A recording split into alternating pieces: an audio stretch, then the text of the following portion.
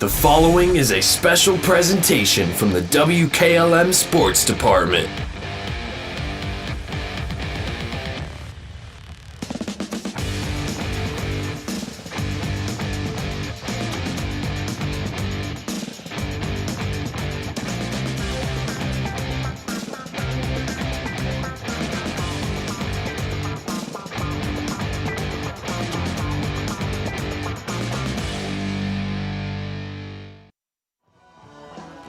Good afternoon for Ridgewood. It's Division 6 District Championship Baseball. Hiland, the second-ranked team in Division 6, the top seed in this district, a record of 21-4. They won 14 of their last 15 games and going for their sixth consecutive district title. They're taking on Fort Frye, the 10th-ranked team in Division 6, the 3 seed in this district. Their record is 22-5. They won 11 straight. They're going for their first district title since 1992. Stay tuned. We speak with the Hiland head coach, Chris Dagus, on the pregame show on WKLM. Make sure your Medicare open enrollment plan allows you to receive the pharmacy service you deserve. This is Joel Gauss from Premier Pharmacy, and did you know that Medicare prescription plans are constantly changing from one year to the next? More and more plans are increasing copays or trying to force you into using their plan-owned mail-order pharmacies. Let us help you prepare for the upcoming year by scheduling a consultation with one of our expert team members, or tell your current insurance expert to make sure your plan allows you to get your prescriptions at one of our local Premier Pharmacy locations in Berlin, Millersburg, and now also in downtown Sugar Creek. Thank you for allowing us to be your local, hometown, independent pharmacy.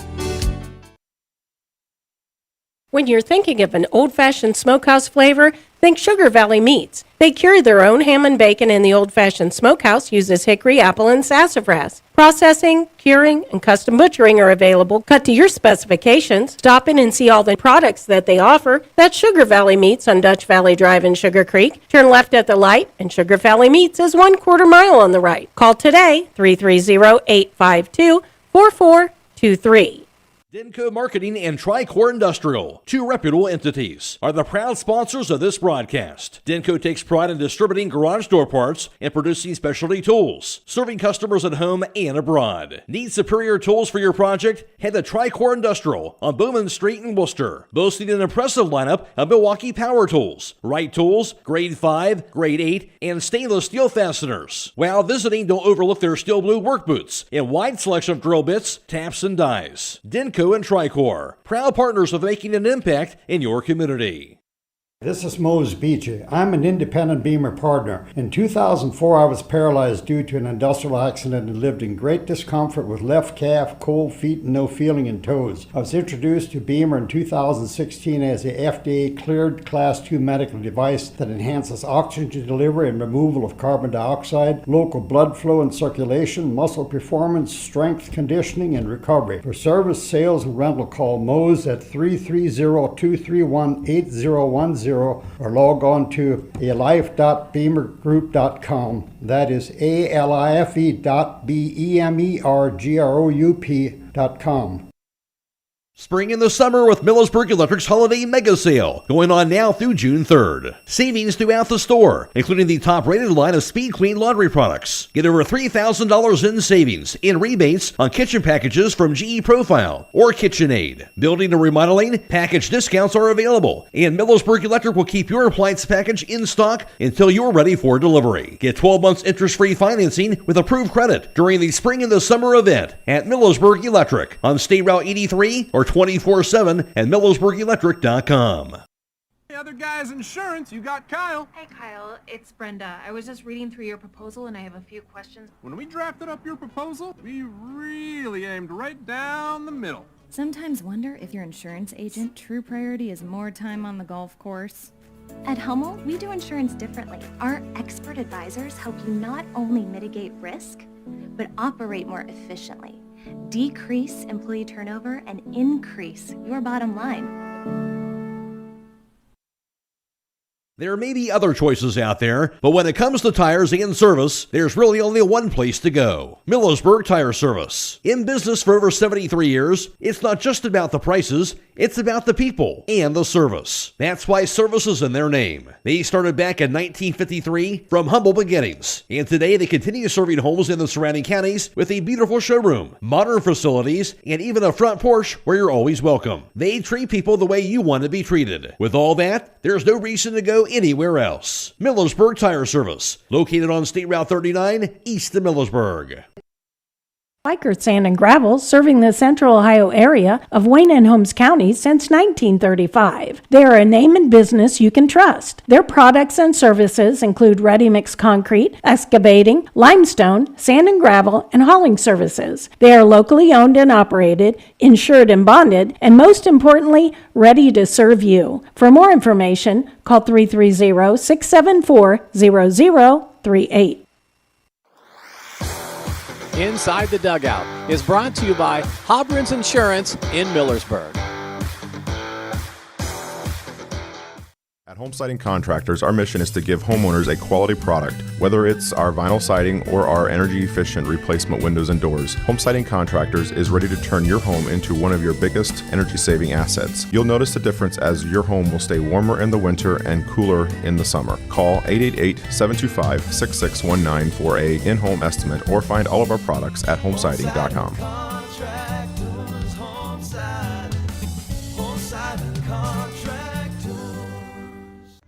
Alongside Hiland Hawks head baseball coach Chris Degas, coming off that 6-1 win over Buckeye Trail to advance to the district championship game. Of course, kind of slow start offensively, Chris, in that last game, but a big RBI double by Griffin to kind of give you guys the lead back in that third inning. Yeah, you could tell we hadn't played for a week. We were kind of sluggish, finding our feet, but yeah, we started seeing the ball hitting it well towards the middle part of the game there, and hopefully we can come out today a little quicker and put some runs on the board, put some pressure on them. Of course, Grady, the shoe run blast there in that fifth inning. Always nice when you had that home run power like Grady has. Yeah, he's it's fun to watch him work at the plate. He's a great hitter. He works at it a ton, and you can tell every at bat he puts together. It's a quality AB. Now, obviously, as you mentioned that here, he gets the Eastern District Player of the Year, and obviously well deserved for the great player. Yeah, that's first of hopefully more honors for him. He's put together a phenomenal, record-breaking for us as a program senior year, and hopefully we can keep it rolling for him and all the other seniors on this team. Always nice when you have Mike on the mound here after that run in the first inning, pretty much shut down from that point forward. Yeah, again, it's been a week since we've seen anything live, and you can kind of tell, but he did a good job settling in, and he's done a phenomenal job all year, and that's just kind of one more feather in his cap, and hopefully we can get some more games for him to pitch. Well, you take on this Fort Frye team today. Know much about this cadet team you're taking on? We've seen him play a couple times. Top of the lineup can hit the ball really well. We just got to make him hit our pitches. Grady's going to be on the mound. He does a good job of throwing strikes, hitting the spots. And they're number one through yesterday, so we'll see what we get today from them on the mound. But like I've said all the time, it doesn't really matter who we're facing. We just got to come out and do what we can do and play a clean game and play Hiland baseball. Chris, thanks for your time. Good luck today. Thank you. That's the voice of the Hiland Hawks head baseball coach, Chris Degas. Inside the Dugout has been brought to you by Hobron's Insurance in Millersburg. Loading the kids in the car, brokering peace in the back seat, mastering the snack handoff without even looking. Why are simple things sometimes so complicated? Thankfully, with auto owners, insurance doesn't have to be one of them. We work with independent agents who keep insurance simple, so you can worry about more important things, like figuring out what's growing in that cup holder. That's simple human sense. Contact your local auto owner's insurance agent. Hobron's Insurance Service, 170 South Clay Street in Millersburg. Call 1-800-340-3767. Hey, Scott, you smell that? Yep, it's summer grilling season and somebody must be burning hot dogs already. Then head to Rody's IGA and let the pros handle dinner. Get boneless, skinless Gerber chicken thighs for $3.48 a pound, boneless pork loin for $2.28 a pound, and boneless pork loin chops for only $2.98 a pound. Plus certified Angus beef T-bone steaks, $14.68 a pound, and 10-pound tubes of 80% lean ground beef, $5.18 a pound. Now through Sunday at Rody's IGA Marketplace. Express Power Washing is Northeast Ohio's premier washing and soft washing company. Their expert team uses state-of-the-art equipment and eco-friendly cleaning solution to rejuvenate your home's exterior, roofs, decks, driveways, and more. Home of the 2-year guarantee. If the green comes back, they come back. For more information, call 330-231-4392. That's 330-231-4392. MEB Systems, a name that has been around since 1977, it is the area's flat roof specialist. Their mission statement is, serve our team, customers, and community by offering exceptional and innovative flat roofing services, all for the glory of God. MEB Systems has the experience to handle anything from scheduled maintenance to roofing multi-acre facilities protecting valuable equipment and merchandise. Call MEB Systems, your flat roof specialist, at 330-852-4333 or visit them online at MEBsystems.com. MEB Systems wishes all local athletes the best success this year. Call Berlin Heating and Cooling, your Rheem Pro partner, and you know you're calling the very best. Berlin Heating and Cooling services and installs Rheem and all types of furnaces and air conditioning equipment. Berlin Heating and Cooling, they're your local team you can trust. Call them today at 330-893-3057. That's 330-893-3057. Phillips CT Gimdy is proud to sponsor this Garroway broadcast. The primary care facility will treat patients of all ages, from pediatrics through geriatrics. Dr. Teague will help manage and diagnose a variety of common illnesses and conditions, covering a broad spectrum of health issues. They're located at 153.5 North Broadway in Sugar Creek and the Sugar Creek Family Medical Center, across from the fire station, and accept most major insurance plans. Call 852-3211 for an appointment. Hi, this is Croy with Burgett Insurance. If you can't remember the last time you've reviewed your insurance policies, you're not alone. Burgett Insurance and Buckeye Insurance Group work together to make sure you are properly covered. Call the friendly, knowledgeable staff of Burgett Insurance at 330-276-3791. We provide service that exceeds expectations and coverage that meets your needs. Buckeye Insurance Group and Burgett Insurance, working together to protect you.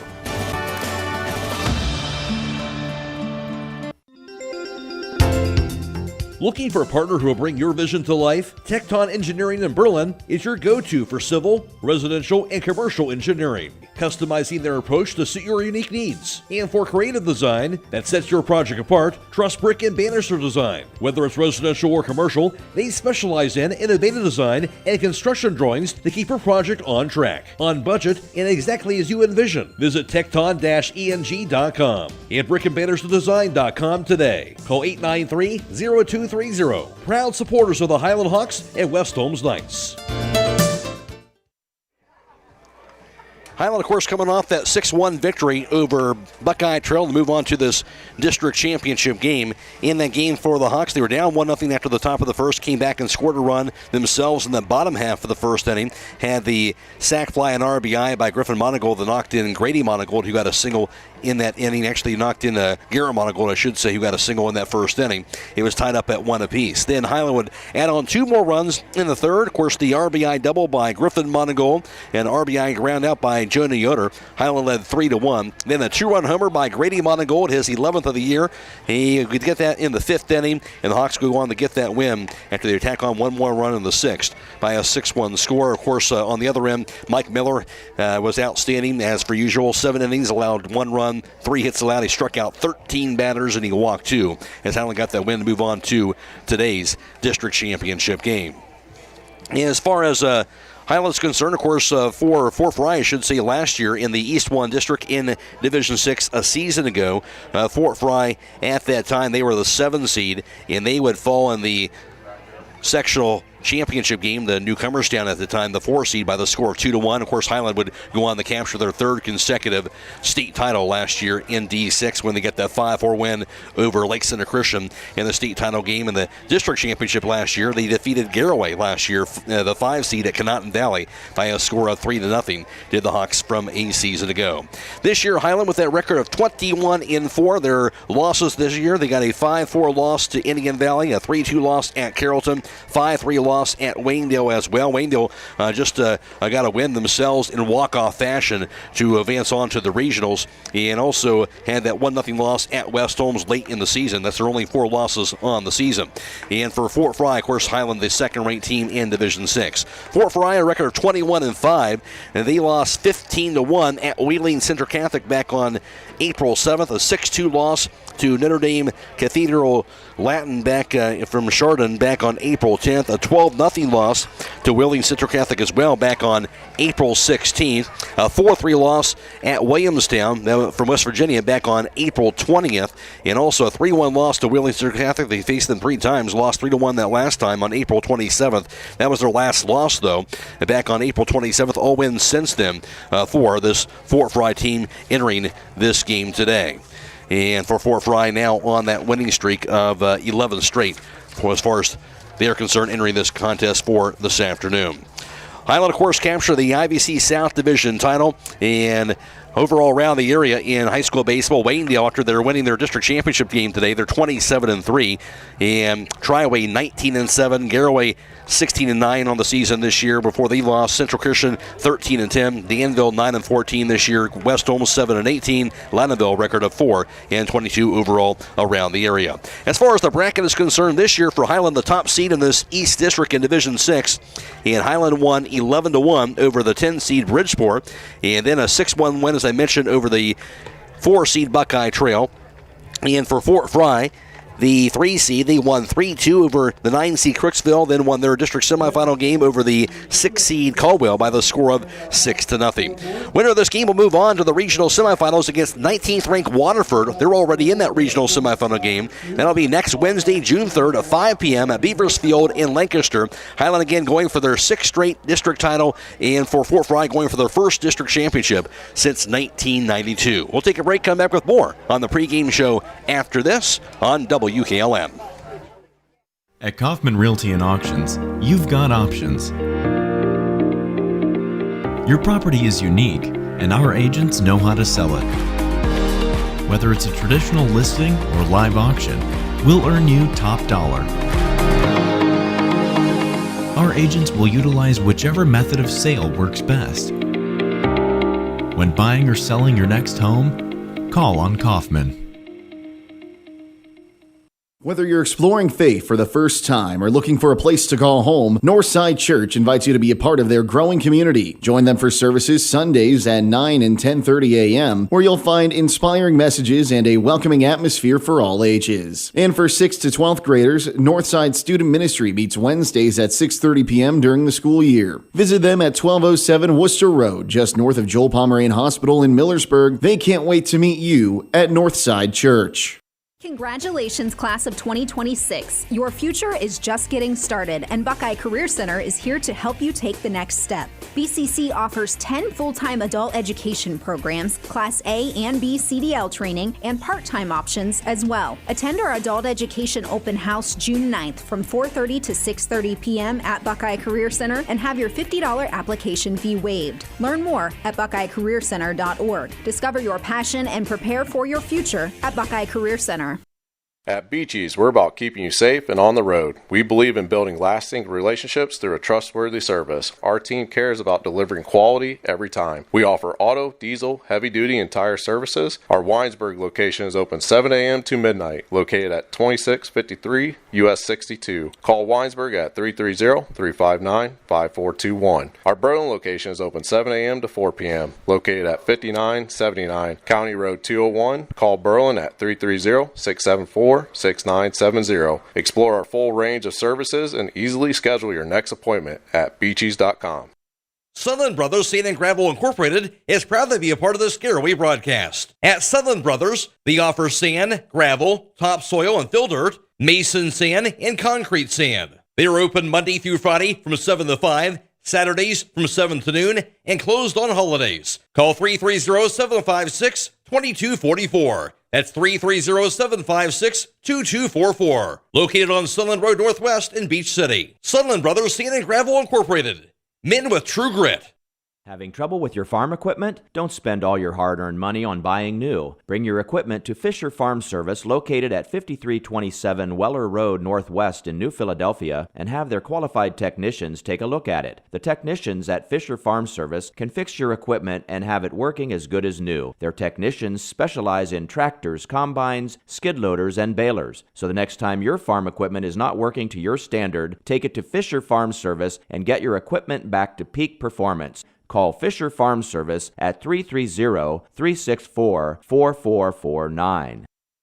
Give your home the protection it deserves with Cedar Max Super Polymer Insulated Siding from MRV Siding Supply. Cedar Max by Provia delivers outstanding performance inside and out, all in a variety of beautiful colors. Backed by a lifetime limited warranty, Cedar Max keeps your home looking great for years to come. Stop by MRV Siding Supply on County Road 624 in Millersburg or mrvsiding.com. Get your siding supplies from the siding guys. MRV Siding Supply.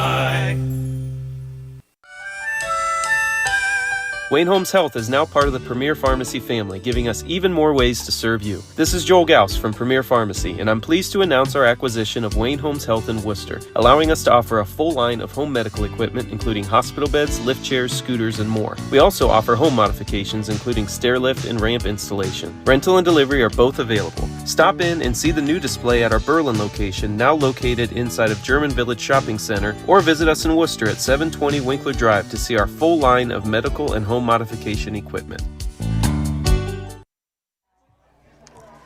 Today's starting lineup is brought to you by Holmes Wayne Electric Cooperative. As spring construction and pre-planting projects begin, please remember to know what's below. Call before you dig. Call 811 so within 48 hours, utilities can mark where underground service lines are located to keep you safe. Starting today for the Fort Frye Cadets and leading things off is senior center fielder Jack McCurdy. Batting second is junior third baseman Grady Hessen. In the third slot, that'll be senior pitcher Keenan Bradford. In a cleanup spot for Fort Frye, that is junior DH in Grady Schuster. He'll be DHing for the starting first baseman. That is senior Xander Lau. Batting fifth is senior left fielder Chatham Corson, while batting sixth is the freshman right fielder Clayton Toulis. Batting seventh, that is senior second baseman Carter Brown. In the eighth slot, that's sophomore shortstop Wade Dusky, while batting ninth is sophomore catcher, that is Caden Henniger. Fort Frye, a record of 22-5. They're ranked 10th in Division 6, the third seed in this district. They've won 11 straight, and they're coached by Trey Engel.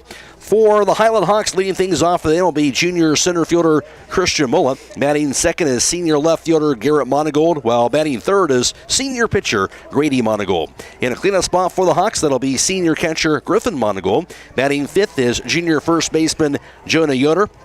While batting sixth is the senior right fielder, that's Mike Miller. In the seventh slot, that's senior third baseman Andre Yoder. Batting eighth is senior second baseman Logan Yoder. While in the ninth slot, that is senior shortstop Isaiah Wagler. Hiland ranks sixth in Division 6. They're the top seed in this district. Their record is 21-4. They won 14 of their last 15 games, and they're coached by Chris Dagas. The starting lineup is brought to you by Holmes Wayne Electric Cooperative.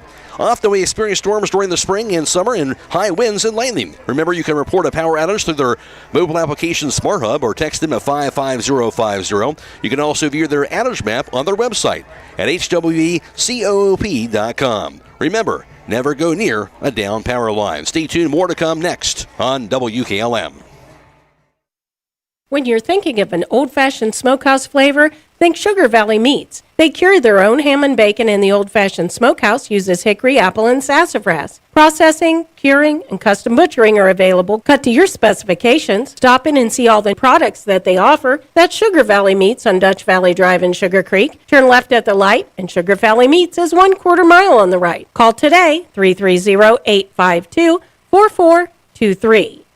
Denko Marketing and Tricor Industrial, two reputable entities, are the proud sponsors of this broadcast. Denko takes pride in distributing garage door parts and producing specialty tools, serving customers at home and abroad. Need superior tools for your project? Head to Tricor Industrial on Bowman Street in Worcester, boasting an impressive lineup of Milwaukee power tools, Wright tools, grade 5, grade 8, and stainless steel fasteners. While visiting, don't overlook their steel blue work boots and wide selection of drill bits, taps, and dies. Denko and Tricor, proud partners of making an impact in your community. This is Mose Beachy. I'm an independent beamer partner. In 2004, I was paralyzed due to an industrial accident. I was introduced to Beamer in 2016 as a FDA-cleared Class 2 medical device that enhances and supports the body in just 8 minutes twice a day. 10 weeks after using Beamer, the discomfort in my left calf was gone. I have been free of discomfort since December of 2016. Call Mose at 330-231-8010 or log on to alife.beamergroup.com. That is alife.beamergroup.com. Spring into summer with Millersburg Electric's Holiday Mega Sale going on now through June 3rd. Hi, this is Kerry Taylor, and savings throughout the store include $570 off a GE washer and dryer pair and $900 off a Whirlpool 31 cubic foot French door refrigerator, now just $1,799. Plus, with summer grilling season here, get free assembly on all Weber grills and Blackstone griddles. We offer free in-carton drop-off on appliances or have our dedicated delivery team professionally install your appliance purchase. Qualified customers get 0% financing through May of 2027. So visit us today or shop 24/7 at millersburgelectric.com. Other guy's insurance, you got Kyle. Hey Kyle, it's Brenda. I was just reading through your proposal and I have a few questions. When we drafted up your proposal, we really aimed right down the middle. Sometimes wonder if your insurance agent true priority is more time on the golf course. At Hummel, we do insurance differently. Our expert advisors help you not only mitigate risk, but operate more efficiently, decrease employee turnover, and increase your bottom line. If you're looking for the best tires and service in the area, stop by Millersburg Tire Service. When it comes to selection, no one does it better. They've sold 37 brands of passenger, SUV, light truck, heavy duty, and farm tires in the last year, serving Holmes County, all across Ohio, and 11 surrounding states. They even ship nationwide. Add in a knowledgeable staff with over 375 years of combined experience, and you've got everything you need, all in one place. So go with a team that's been serving Holmes County for over 73 years. Millersburg Tire Service, State Route 39, east of Millersburg. Today's national anthem is being brought to you by the Holmes County Veteran Services in Millersburg.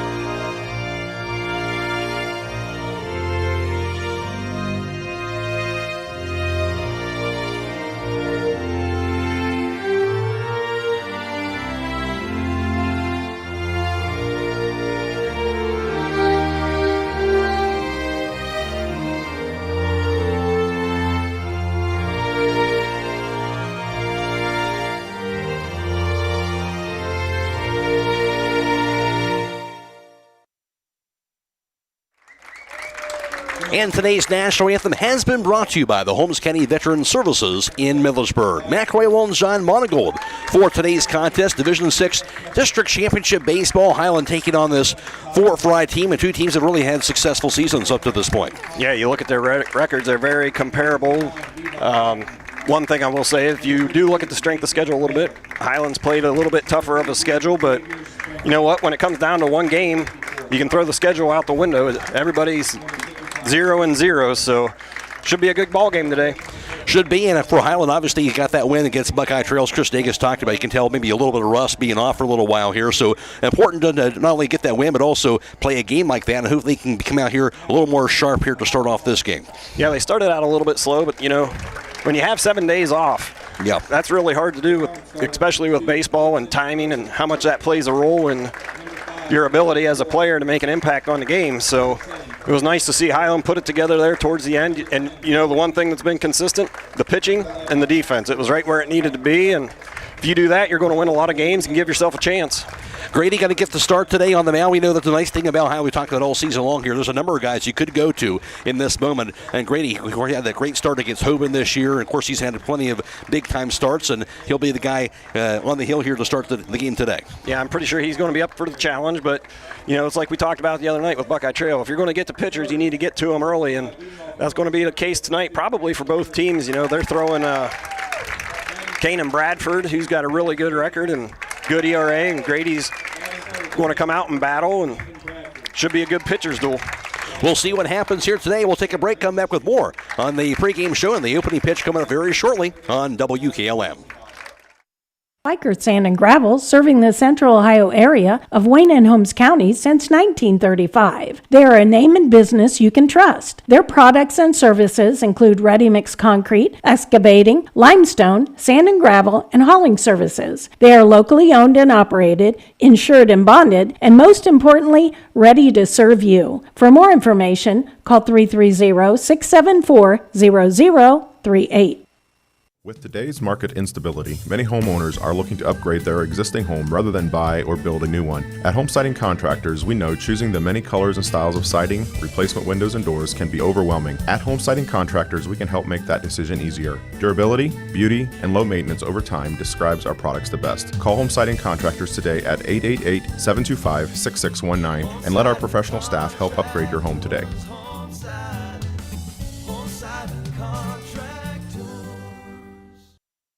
Loading the kids in the car, brokering peace in the back seat, mastering the snack handoff without even looking. Why are simple things sometimes so complicated? Thankfully, with auto owners, insurance doesn't have to be one of them. We work with independent agents who keep insurance simple, so you can worry about more important things, like figuring out what's growing in that cup holder. That's simple human sense. Contact your local auto owner's insurance agent. Holbrook's Insurance Service, 170 South Clay Street in Millersburg. Call 1-800-340-3767. Hey, Scott, your grill ready for the weekend? Ready? I polished it, named it Sir Sizzles, and told the neighbors, mind your own burgers. Then fire it up with grill-ready deals at Rudy's IGA. Get certified Angus beef porterhouse steaks for $15.48 a pound, flat iron steaks for just $8.48 a pound, and 80% lean family pack ground beef for $5.48 a pound. Plus USDA boneless pork loin roast, $2.28 a pound, Southern Seas easy peel shrimp, $5.98, country style ribs for $2.68 a pound, and Johnsonville smoked sausage for $3.98. Now through Sunday at Rudy's IGA Marketplace, where the grill masters shop. Express Power Washing is Northeast Ohio's premier washing and soft washing company. Their expert team uses state-of-the-art equipment and eco-friendly cleaning solution to rejuvenate your home's exterior, roofs, decks, driveways, and more. Home of the 2-year guarantee. If the green comes back, they come back. For more information, call 330-231-4392. That's 330-231-4392. MEB Systems, the area's flat roof specialist. MEB Systems also offers retrofit solutions for low-slope metal roofs. MEB Systems counts it as a privilege to serve our community and beyond with the highest level of customer service and top-notch workmanship. Let them not only learn your business, but also your trust. When it comes to your roof, trust your local experts who believe if it's a job worth doing, it's worth doing right. Call MEB Systems, your flat roof specialist, at 330-852-4333, or visit them online at mbsystems.com. MBB Systems wishes all local athletes the best success this year. Call Berlin Heating and Cooling, your Ream Pro partner, and you know you're calling the very best. Berlin Heating and Cooling services and installs Ream and all types of furnaces and air conditioning equipment. Berlin Heating and Cooling, they're your local team you can trust. Call them today at 330-893-3057. That's 330-893-3057. Clear skies and sunny and a great day for baseball in this Division 6 District Championship Baseball contest from Ridgewood. Matt Croy alongside John Monigold for the broadcast for today. It's Blaisdon Mullins back at the studio, and we're on FM 95.3 and WKLM-FM.com. We're also video live streaming today's contest on the WKLM YouTube page, courtesy of Claxon Communications. Abby Jones, the producer. Natalie Holbrook is working in the camera as well. Go to YouTube, search WKLM Radio to find the live stream coverage for today's contest. Of course, an exciting walk-off win by Waynedale, down 7-4 in the bottom of the 7th. He walked it off to get the win in the game earlier today. Chris Sheeman able to cover that game for us today, and what a game that was as Waynedale gets to move on to the regionals, and Hiland hoping they don't have quite as much trouble today, but they'll take on this Fort Frye team here for the seeding at Ridgewood. Familiar territory here, another IVC opponent. Hiland's been here before, so it's kind of nice to have a chance to play a game like this in a field you've been at before. Yeah, you know, I would assume that's going to be to Hiland's advantage. You know, when they came down here and played Ridgewood earlier, they saw the ball pretty well. And, you know, I would think anytime you've played on a field before, it's going to help you, especially as a hitter. You'll be able to see the backdrop. You'll know what to expect. And, you know, Hiland plays on turf. I'm pretty sure Fort Frye does not. So things can be a little bit different for Fort Frye as far as that goes, but, you got to come out and play your game. Be ready for anything. 4-4 Frye leading things off. Jack McCurdy, followed by Grady Hessen, Keenan Bradford, Grady Schuster, Chatham Corson, Clayton Toulis, and Carter Brown, followed by Wade Dusky and Caden Henniger. For Hiland defensively, Jonah Yoder's at first. Logan Yoder is at short. I should say at second base, rather. Isaiah Wagler, the shortstop. Andre Yoder is at third. In left is Garrett Monigold. In center is Christian Mulla. In right, that's Mike Miller. Catching, Griffin Monigold. And pitching today, that is the senior righty in Grady Monigold. And Grady will face Jack McCurdy. They'll lead things off to start the game. The first pitch brought to you by MRV Siding Supply. Give them a call, 800-524-7436. Jack McCurdy bats from the left side of the plate wearing number 2. He's the senior center fielder. Here's the one in the first pitch of the game. That's going to be a fastball high. It's going to be ball 1. And Jack McCurdy, I mentioned, is at the plate batting .361. He has 17 runs batted in on the season. Monigold, the wide in the 1-0 offering. That'll be high, going to be ball 2, 2-0 count for Grady Monigold. 4-0 record, a 1.90 earned run average, 22 innings pitched for him on the season, 7 runs allowed, just 6 earned, 23 hits. He struck out 29. He's walked just 8 the pitch. So I want to be a foul back and out of play, and strike 1, and always good from a pitcher standpoint, get that first strike. Yeah, it is, and like we said, Grady hasn't pitched in a couple weeks. Throwing bullpens is going to be a little bit different. I'm sure there's some adrenaline out there right now. See if he can settle in. He'll rock and fire now, the 2-1 offering. That's high, outside, ball 3. 3 balls and a strike now to McCurdy. McRae alongside John Monigold for Division 6 District Championship Baseball for Ridgewood. Winner moves on to next Wednesday's regional semifinals from Beavers Field in Lancaster. Here's the pitch. That'll be a fastball just a bit high. Ball 4, that'll walk the leadoff batter, Jack McCurdy. Yeah, McCurdy's got some pretty good speed here. 24 stolen bases on the season, so Grady's going to have to keep an eye on him over there at first. More importantly, Grady needs to work on finding that release point, get that ball down in the zone a little bit better. Here's Grady Hessen, bats from the right side, wearing number 10, the junior third baseman. Of course, he was the outstanding pitcher for this Fort Frye team all season long. Their ace, and got that win in their district semifinal game. Monigold from the stretch, the pitch. Fastball going to be just a bit high. It's going to be ball 1. As for Hessman, batting .384. He does have 2 homers and 27 runs batted in, so getting it done at the plate this year as well. McCurdy leads off at first. Covering the bag, that's Jonah Yoder. Throw to first base by Grady Monigold, and McCurdy slides back safely to the bag.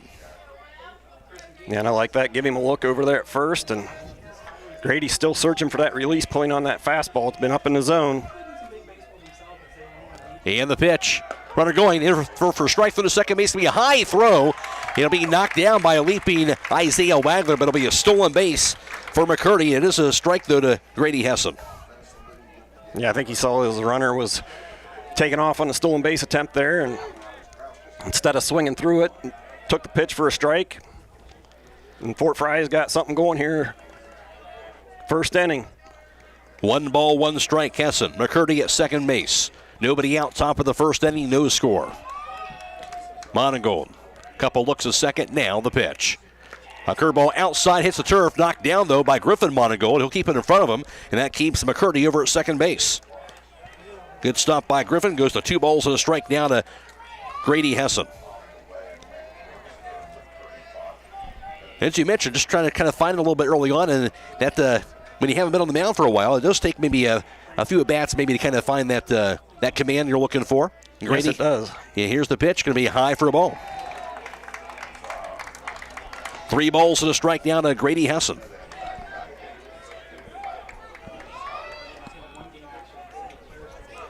Hessen stands back in. Monigold, a look. Now the pitch. That's high, ball 4. And now back-to-back walks to start off this inning. And that'll send Keenan Bradford to the plate. And if this is Fort Frye, this is the kind of the start that you want to hear. Coach Wagler's going to go out and talk to Grady and see if he can help him out here a little bit, settle him down.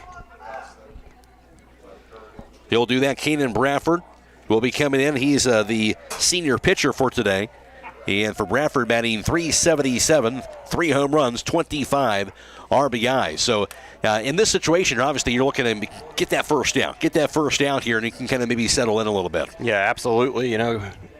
Start pounding the strike zone, and you're going to have to be a little bit careful with Kanan Bradford in the box. He does have some power, but you still need to be aggressive here and try to hit your spots. The discussion over as Bradford comes to the plate. Again, 2 runners aboard and nobody out.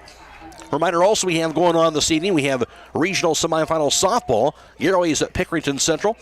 We're covering that game also on YouTube, and also on YouTube is also District Championship Baseball with Triway in action in their game. See if Grady can get on top of the ball here. Who's the second base going to be there standing up safely is Jack McCurdy on the pickoff throw.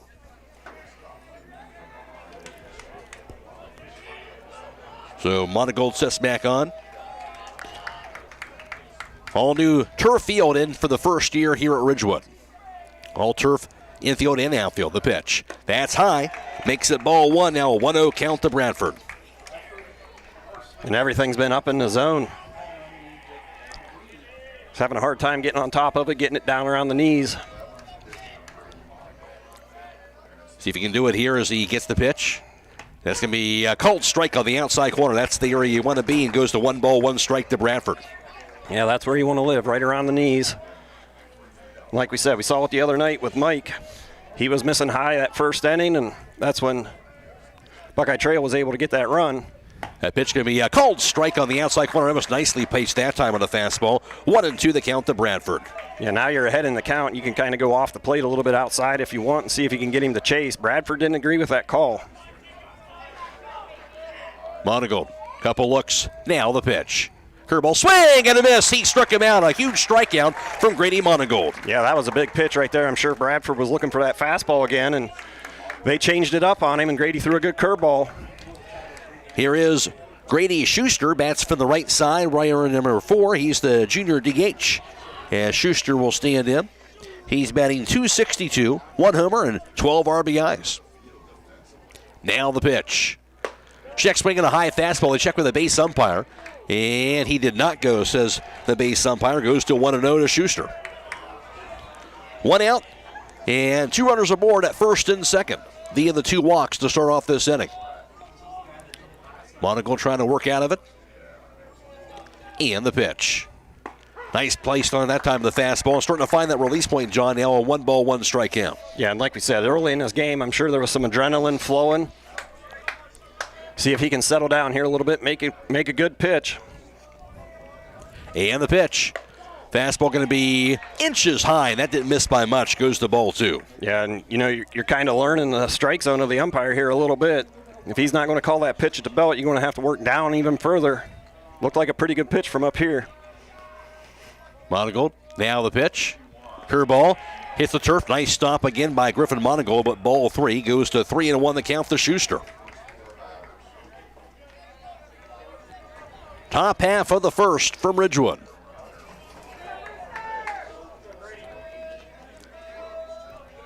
Monigold, now the pitch. Down low, ball 4. That'll walk him, so that's the 3rd walk thrown of the inning. And bases are now loaded for Fort Frye. At the plate going to be Chatham Corson. He bats for the right side, wearing number 8, the senior left fielder. Corson batting .310 on the season. He does have 7 runs batted in. So force anywhere with 1 out. And Hiland would like a ground ball to a second or baseman of the shortstop right here. Yeah, corners are in. They're going to cut that run off at home. That's a curveball going to be just off the plate for ball 1.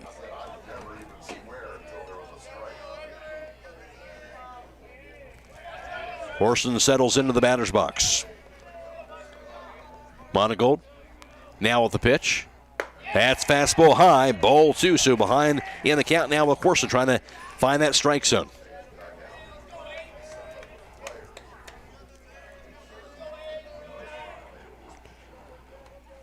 Monigold still in that stretch position. And the pitch. Fastball high, ball 3, now a 3-0 count.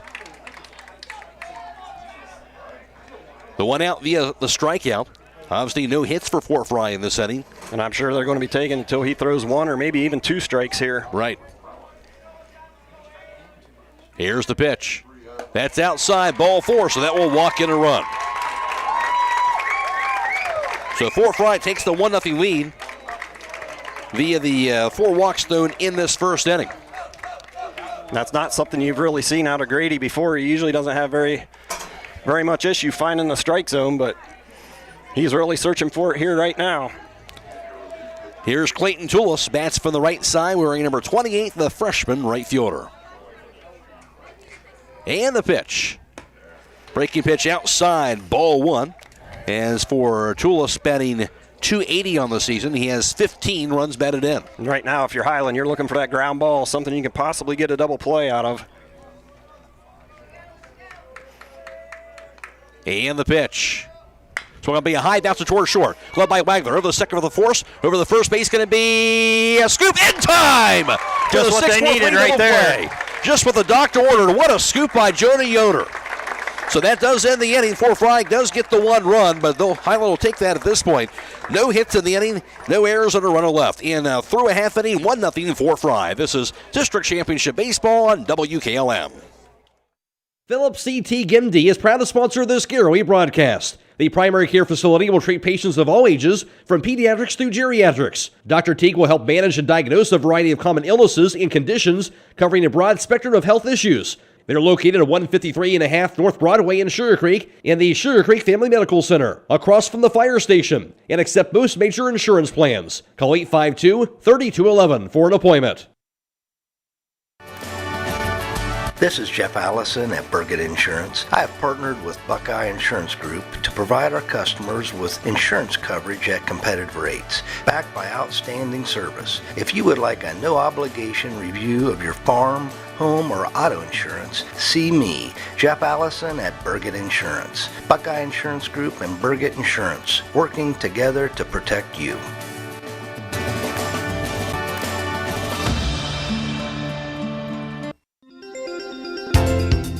Looking for a partner who will bring your vision to life? Tecton Engineering in Berlin is your go-to for civil, residential, and commercial engineering, customizing their approach to suit your unique needs. And for creative design that sets your project apart, trust brick and banister design. Whether it's residential or commercial, they specialize in innovative design and construction drawings to keep your project on track, on budget, and exactly as you envision. Visit tecton-eng.com and brickandbanisterdesign.com today. Call 893-0230.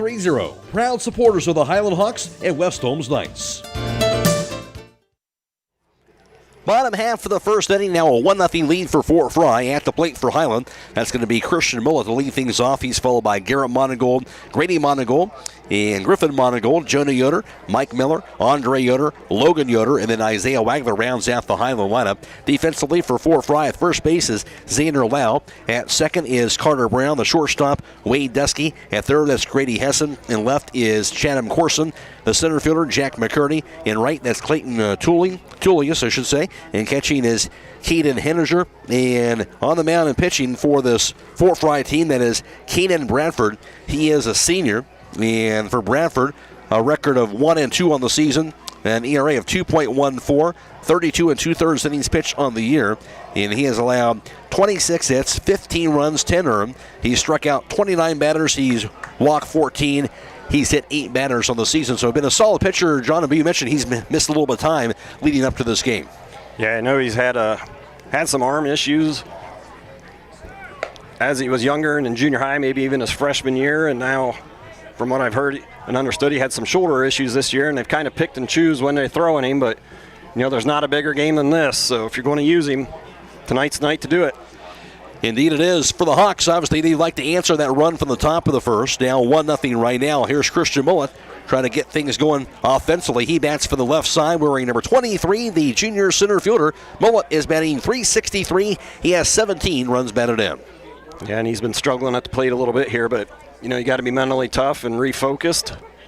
Do your job, get on base. That's the job of the leadoff man, and you can see Fort Frye's already pulled that third baseman in. Playing for that bunt Mullet, all kinds of speed when he gets it on the ground. See if Christian's able to use that to his advantage. He's been known to hit the ball through the left side. You play in like that, you don't have a whole lot of range. Bradford, the tall righty, the senior, rocks and fires the pitch. Going to be down low. It's going to be ball one, the Christian Mullet. And Hiland's going to have to be patient here. You know, he hasn't pitched in a while, so make him find that strike zone just like Grady. That can be tough, and you got nerves going. Here's the line, the second offering. Going to be a fastball on the inside corner for a strike. Goes to 1 ball, 1 strike to Mullet. 1-0 for Frye, bottom of the first from Ridgewood. Bradford, now the pitch. Going to be a curveball in there for a strike on the inside corner. Goes to 1-2. And from the scouting report, you're going to see a steady diet of off-speed curveballs early in the count. See if Christian can fight a couple pitches off here. Here's the pitch. Down low, hits the turf, rolls to the backstop. That'll be ball 2. Good take, goes to 2-2. Now to count to Mullet. Bradford pretty much throwing right over the top, so there's not a whole lot of deception in his motion. You're just going to have to be able to pick that pitch up. And the pitch. Swing and a miss, and a curveball, strike 3. Hits the turf, though. Picked up, thrown to first base in time by catcher Caden Henniger. And there's now 1 away on the strikeout. So 1 up and 1 down. Bottom of the first, 1-0 for Frye. Here's Garrett Monigold. And Monigold will bat for the right side wearing number 3, the senior left fielder, batting .390 and has 18 runs batted in.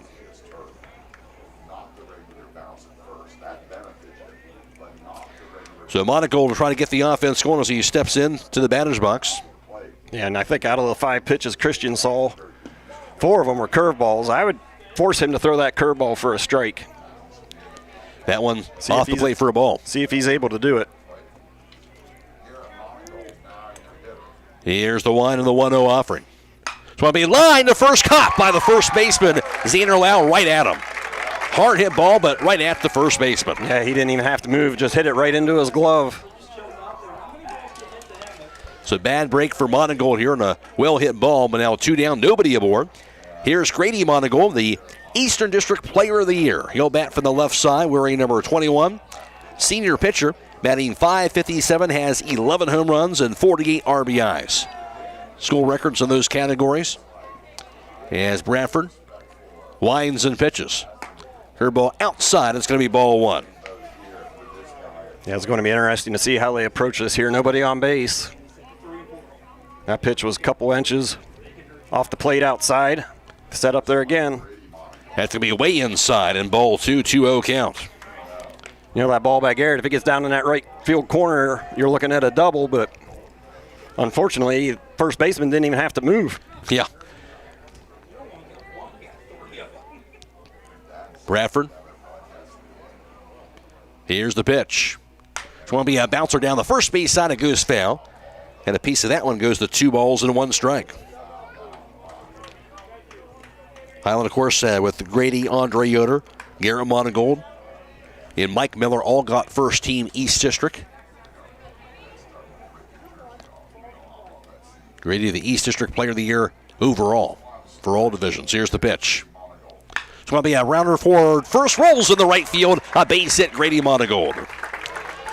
So that'll be a 2-out single for Grady. And he'll be on there. Now Griffin Monigold will come to the plate. Yeah, it looked like he went with off speed again, even though he was ahead in the count. Or down in the count, I mean. And Grady found that hole on the right side.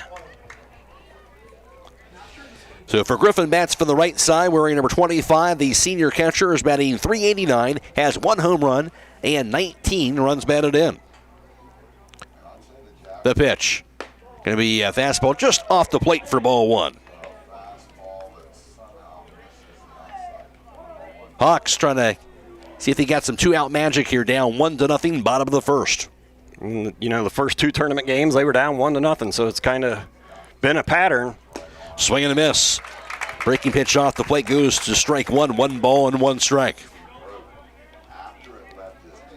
So the good news is you've been in this position before, right? Yeah, it's not really how you want to start a game, though. Not.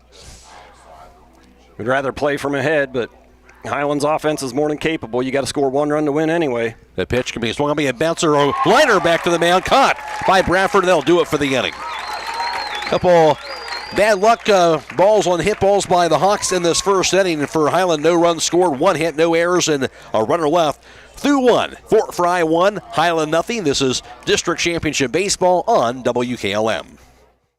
Since 1975, Kaufman Realty and Auctions has been an industry pioneer in real estate at auction. This is Anthony Kaufman. Some companies come and go, and some experience ownership changes, but Dave Kaufman has owned and overseen every aspect of his company. During that time, Kaufman Realty and Auctions has grown and expanded to meet increasing customer needs while always staying on the cutting edge of technology and giving back to the community. Rooted in tradition, growing through innovation, we are Kaufman Realty and Auctions in Millersburg, Sugar Creek, New Philadelphia, Cambridge, and at kaufmanrealty.com. Whether you're exploring faith for the first time or looking for a place to call home, Northside Church invites you to be a part of their growing community. Join them for services Sundays at 9 and 10:30 a.m., where you'll find inspiring messages and a welcoming atmosphere for all ages. And for 6th to 12th graders, Northside Student Ministry meets Wednesdays at 6:30 p.m. during the school year. Visit them at 1207 Worcester Road, just north of Joel Pomeranian Hospital in Millersburg. They can't wait to meet you at Northside Church.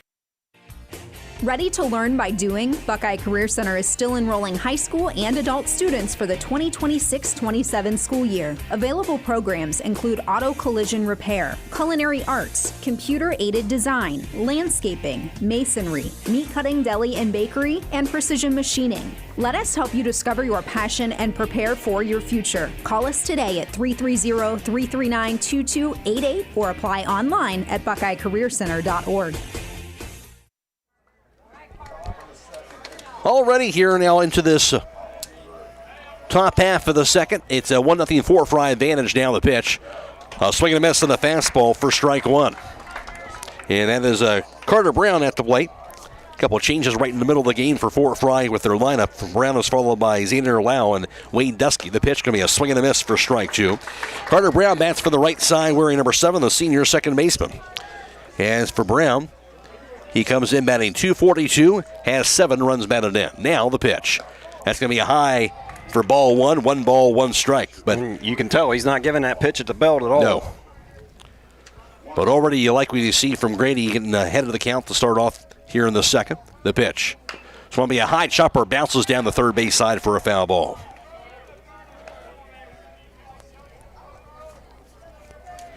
But it is a part of pitching, trying to figure out where that strike zone is. Absolutely. Let's see if he goes with an off-speed pitch or stays with that fastball here. Here's the pitch. It's going to be a line to third, caught by the third baseman, and that's Andre Yoder for out number 1. Well, Hiland had a couple of those offensively themselves, caught by Fort Frye. Well, there's a hard shot right at the Hiland third baseman for 1 away. Here's Xander Lau, who now bats in this 8 slot. Bats for the right side wearing number 11, the first baseman. He's batting .133 the pitch. So I mean, he loses the bat and goes flying toward the dugout. That'll be strike 1. Look out. Yeah, he needs to go put some pine tar on that thing. Heads up over there. Whew. 4 RBIs for him on the season. Thankfully didn't hit anybody, doesn't look like. He'll step back in.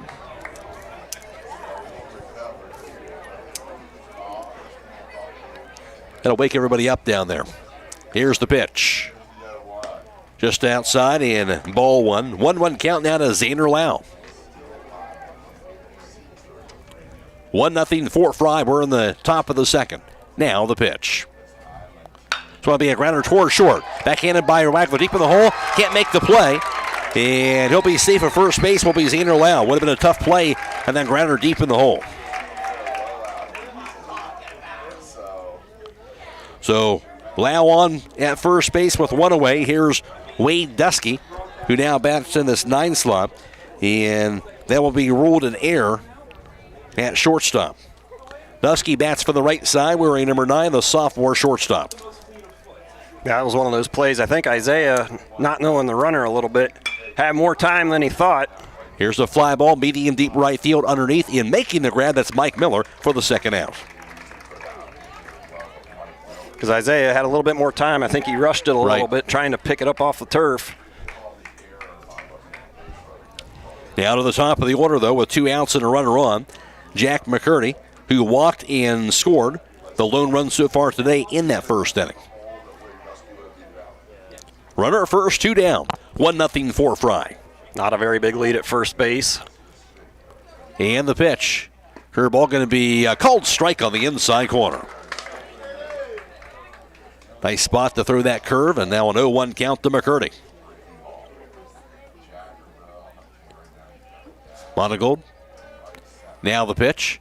It's going to be a line to left field, a base hit to the opposite part of the field. Here's Loud to second base. He'll hold. In the left field, Garrett Monigold got that quickly back in the infield, but now runners at first and second with 2 away. And that will be the first hit of the game for Frye. Yeah, he put a nice swing on that ball and just hit it through the opposite hole. Here's Grady Hessen, who walked in his first at bat.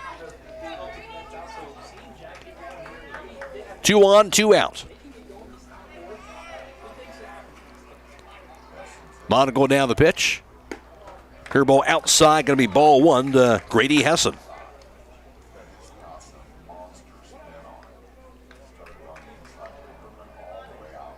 Runners get their leads. Monigold looking for the sign, he'll get it.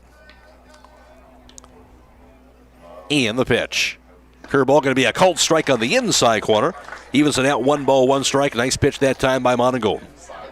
Yeah, it seems like he's starting to find the feel for that curveball here a little bit.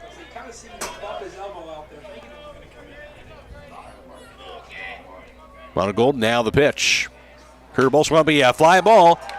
Meeting deep left and going back and making the grab. Garrett Monigold, he had to shade the sun, but made a nice adjustment and still able to make that catch. Yeah, I think he had to battle the sun there and try to pick up that baseball.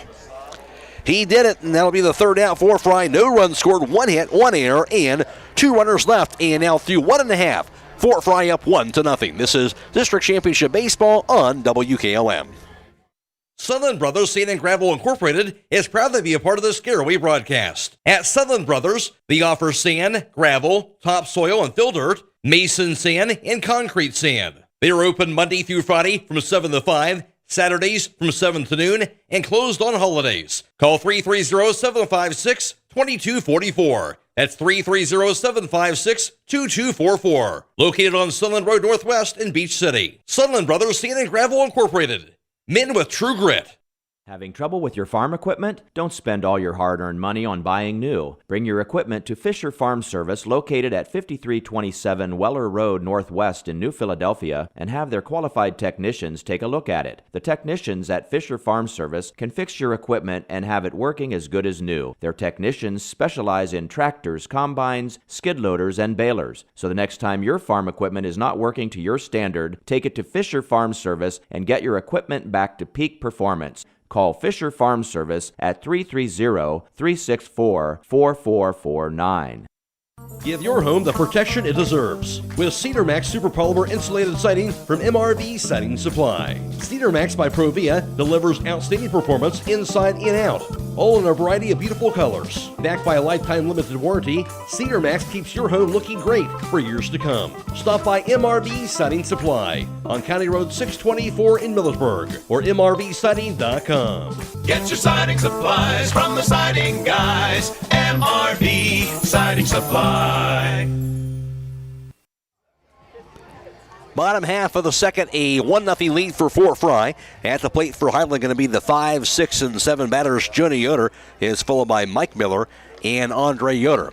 Today's contest, we have the Table Rock Pizza player of the game.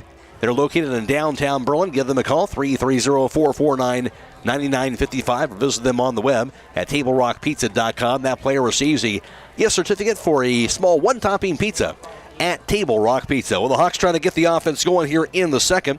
It'll be Johnny Yoder to start things off. Bats from the right side, wearing number 26. The junior first baseman is batting .368, has 1 home run in 13 runs batted in. John, you were talking about you saw a healthy dose of curveballs from Keenan Bradford in that first inning. Yeah, and that's kind of the scouting report. He's going to use that off-speed pitch to set up his fastball. I'd say that first inning he threw about 80% off-speed pitches. Here's the pitch. So it'll be a fly ball. That'll be toward medium deep center field. Camping underneath and making the catch That is going to be Jack McCurdy. There's now one away. Let's see if Mike can get the offense started here. Mike Miller bats for the left side, wearing number 13. The senior right fielder is batting .286, has 13 runs batted in on the season. Yeah, Jonah got a fastball down. He just got under it a little bit, hit it right to the center fielder. Let's see what Mike is able to do here. The pitch. Curveball going to be a bit outside. It's going to be ball one to Mike Miller.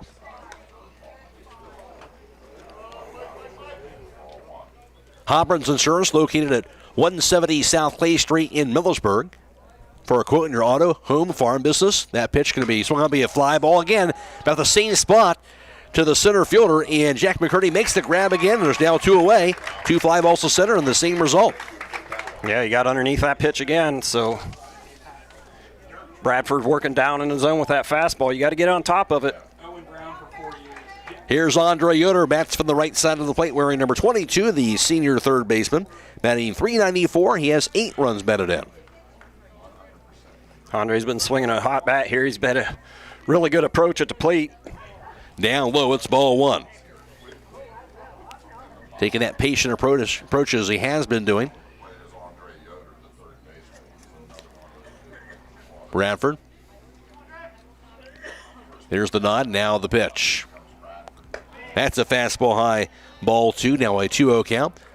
For a quote in your auto, home, farm, business, life, health, and annuity needs, call Hobron's Insurance, 800-340-3767. Now the pitch. It's going to be a line. The left field going to be a base hit. Andre Yoder, you mentioned he's been swinging the bat well, right on cue, a 2-out single. Yeah, he got ahead in the count, and he got a fastball right there down the middle, and he turned it around. Let's see if Logan can get him into scoring position, or better yet, hey, just drive him in. Logan Yoder bats from the right side, wearing number 16, the senior second baseman. 3 hits on the season, does have an RBI to his credit. Has been swinging the bat pretty well here of late. As Bradford working from the stretch. The pitch. Way outside.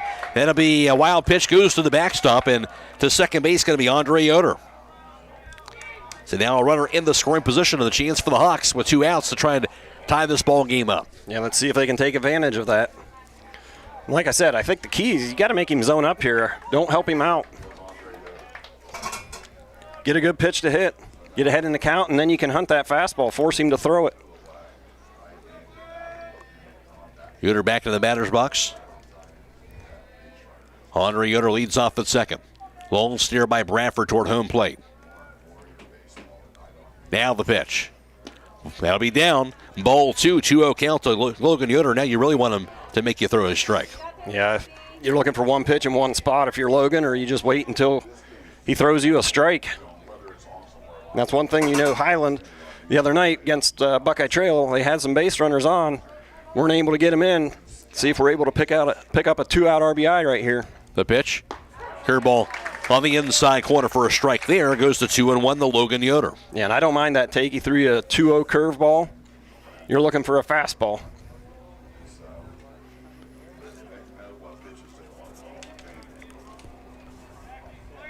Yoder at the plate now, the pitch. Swung on the bouncer toward third. He'll be gloved by Hessen, throws to first base, and the turf scooped up at first base. That time by the first baseman, and that being Xander Lau for out number 3. So Hiland to get no runs, 1 hit, no errors, and a runner left. And through 2. Fort Frye 1, Hiland nothing. This is District Championship Baseball on WKLM. Make sure your Medicare open enrollment plan allows you to receive the pharmacy service you deserve. This is Joel Gauss from Premier Pharmacy, and did you know that Medicare prescription plans are constantly changing from one year to the next? More and more plans are increasing copays or trying to force you into using their plan-owned mail-order pharmacies. Let us help you prepare for the upcoming year by scheduling a consultation with one of our expert team members, or tell your current insurance expert to make sure your plan allows you to get your prescriptions at one of our local Premier Pharmacy locations in Berlin, Millersburg, and now also in downtown Sugar Creek. Thank you for allowing us to be your local, hometown, independent pharmacy. When you're thinking of an old-fashioned smokehouse flavor, think Sugar Valley Meats. They cure their own ham and bacon, and the old-fashioned smokehouse uses hickory, apple, and sassafras. Processing, curing, and custom butchering are available, cut to your specifications. Stop in and see all the products that they offer. That's Sugar Valley Meats on Dutch Valley Drive in Sugar Creek. Turn left at the light, and Sugar Valley Meats is 1/4 mile on the right. Call today, 330-852-4423. Denko Marketing and Tricor Industrial, two reputable entities, are the proud sponsors of this broadcast. Denko takes pride in distributing garage door parts and producing specialty tools, serving customers at home and abroad. Need superior tools for your project? Head to Tricor Industrial on Bowman Street in Worcester, boasting an impressive lineup of Milwaukee power tools, Wright tools, grade 5, grade 8, and stainless steel fasteners. While visiting, don't overlook their steel blue work boots and wide selection of drill bits, taps, and dies. Denko and Tricor, proud partners of making an impact in your community. Top half of the third, a 1-0 for Frye advantage. First pitch, a curveball in there for a strike to Keenan Bradford from Grady Monigold. Now the pitch. Curveball swung be popped up high in the air toward medium deep left center, going after it in, being able to make the grab. That's going to be Garrett Monigold, and that's out number 1. So now Keenan Bradford, who flew out there, he's now 0 for 2 with a strikeout and a flyout. But we've seen Grady kind of dial in and start to find that strike zone since that first inning. Yeah, see if he settles in here a little bit and is able to get the ball down in the zone. Here's Grady Schuster, who walked back in the first. 1 run on 1 hit so far for Fort Frye. They've left 4 runners on base. Here's the pitch. So it'll be a bouncer toward short.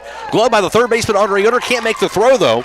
And he's going to be safe. Couldn't quite pull it out of his glove after he made a nice play on that bouncer. So he is safe at first base as Schuster.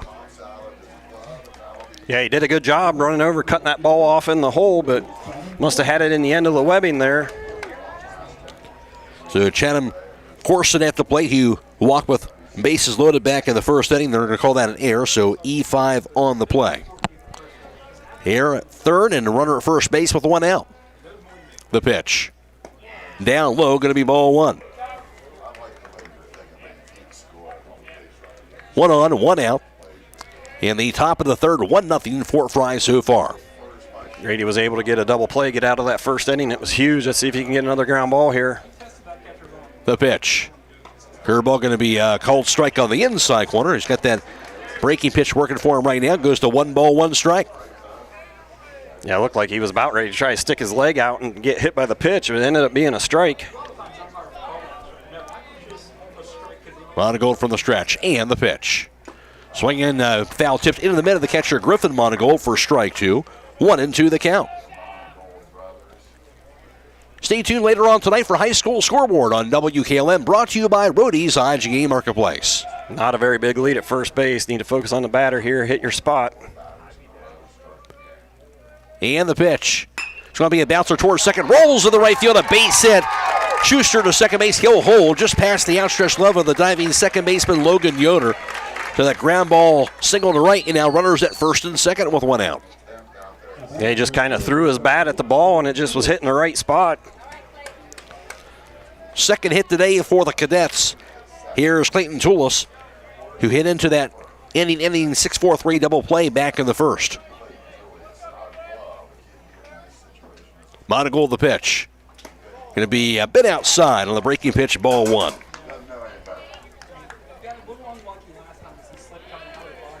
Looking for another double play ball here. Monigold the pitch. So I mean, a line of the middle off of Monigold, ricochets to left. Over to third base going to be Schuster. Rounding third, coming toward home. Then the home plate going to be cut off, and he will score. And take a look at Monigold. He got up to back up that throw at home plate. See if he'll be all right. It was a hard shot right off him. That'll go down as an RBI single by Toulis. That gives Fort Frye a 2-0 lead. And again, Corson to second base. The first is Toulis. It looks like Monigold going to be all right despite the ball. That line shot right off of him. Yeah, that ball ricocheted all the way out into left field. Fort Frye was able to take advantage of it and get their second run. Here's Carter Brown. Brown batting from the right side, wearing number 7, the senior second baseman. The pitch. That'll be just off the mark for a ball. He lined out the third in his first at bat. 2-0 Fort Frye. We're in the top of the third inning. Monigold down the pitch. It's going to be fouled back. And out of play goes to 1 ball, 1 strike. Back-to-back hits these last couple of bats. You got Damon Troyer warming up out in the bullpen. And the pitch. It's going to be fouled off the handle, looked like, down that third base side. Goes to 1-2.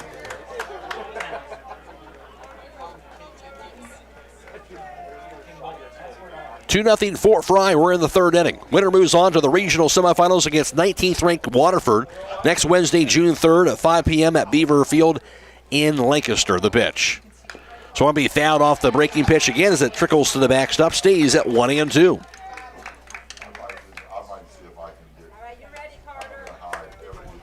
Yeah, he's ahead in the count here. Let's see if he comes with something out of the zone. Tries to get a strikeout. Runners get their leads first and second. And Monigold will take his foot off the rubber. So far, really, that last hit was really the only hard hit ball today for Grady so far. Yeah, the other one's just kind of found the hole. The pitch. Going to be a cold strike 3 on the outside corner. Just with the doctor order for Grady Monigold and the Hawks, his second strikeout. Yeah, he came back and painted that outside corner, 2 outs here. Let's see if they can limit the Fort Frye to another run, just one single run. You want to keep this thing as close as you possibly can until your offense can get going. Here's Xander Lau, who got on by an error in his first at-bat. Here's the pitch. Swing and a miss. Curveball strike 1, 0-1 count now to Xander Lau. Toulis at first. It's Corson at second. 2 outs in the inning. Now the pitch. Way outside for a ball. Goes to 1-1. 2-0 Fort Frye in the third. Yeah, Hiland's going to have to show some resiliency here. And the pitch. Curveball in there for a strike. Goes to 1-2 now to Lau.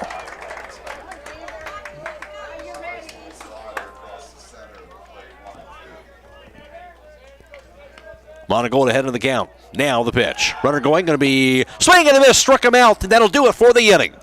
He got the strikeout, the third of the game.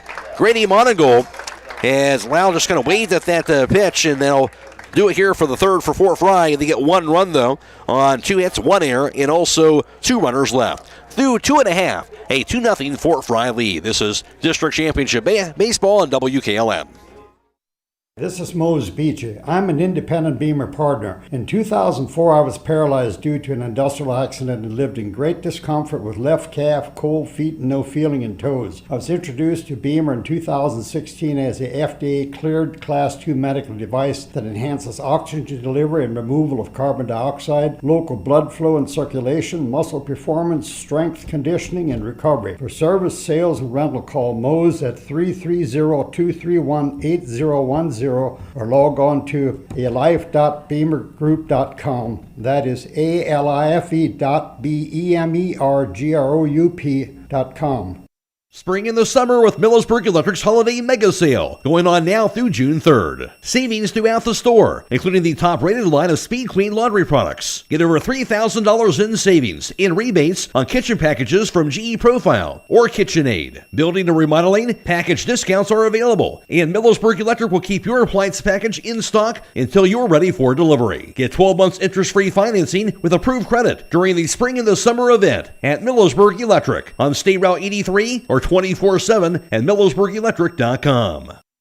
Hey, other guys' insurance, you got Kyle. Hey, Kyle, it's Brenda. I was just reading through your proposal and I have a few questions. When we drafted up your proposal, we really aimed right down the middle. Sometimes wonder if your insurance agent true priority is more time on the golf course.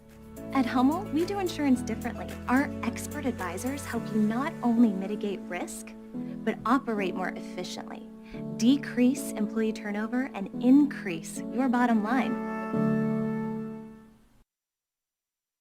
Home half of the third, a 2-0 lead now for Fort Frye at the plate for Hiland, the 9-1 and 2 batters. Here's the pitch. Square around for a bunt, but pulls it back on a high pitch. It's going to be ball one to Isaiah Wagler. Followed by the top of the order, Christian Mullet and Garrett Monigold. Wagler bats from the right side, wearing number 24. The senior shortstop is batting .294, has 1 homer, and 13 runs batted in. Now the 1-0, shows bunt again, and a high pitch, pulls it back, and it'll be ball two, I do believe, a 2-0 count. So try to show bunt both times. Both times the balls were way out of the strike zone. Yeah, I wonder if he'll square up again and just pull it back. Right. Third baseman's charging really hard. And right now, you talked about it, need to get a base runner with nobody out instead of 2 outs. Absolutely. Makes it a lot easier to score. Yeah, it's been the case the last couple of innings. Got that hit with 2 outs in the inning, but now a 3-0 count to Wagler. See if the Hawks can get that leadoff batter on for the first time today. Here's the pitch.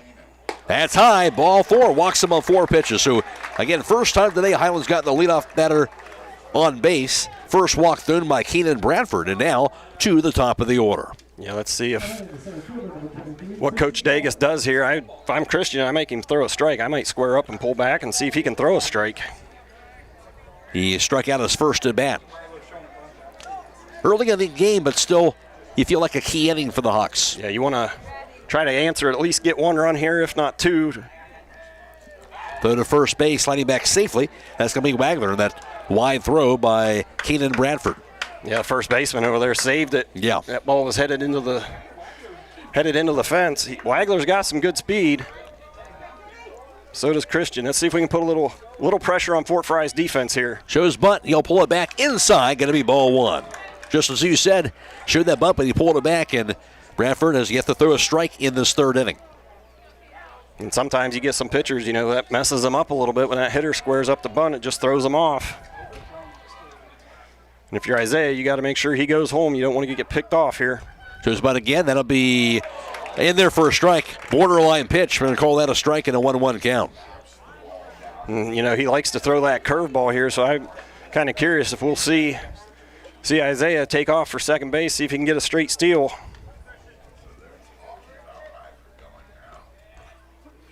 Bradford from the stretch and the pitch.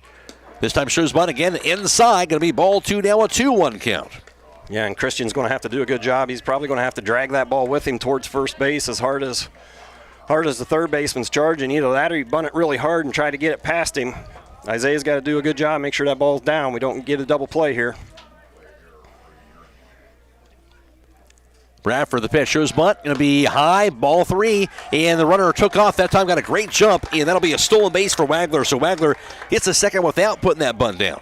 Yeah, the catcher tried to frame that pitch, but completely forgot about the runner. Yeah.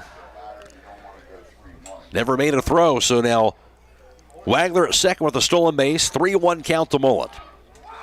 He'll step out of the batter's box.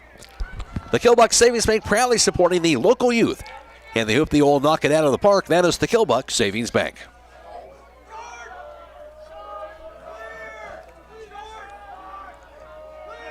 Bradford, the pitch, shows bunt again. He'll pull it back. Going to be a cold strike on the outside corner on the curveball. Now a full count to Mullet. Now we're going to see him swing away.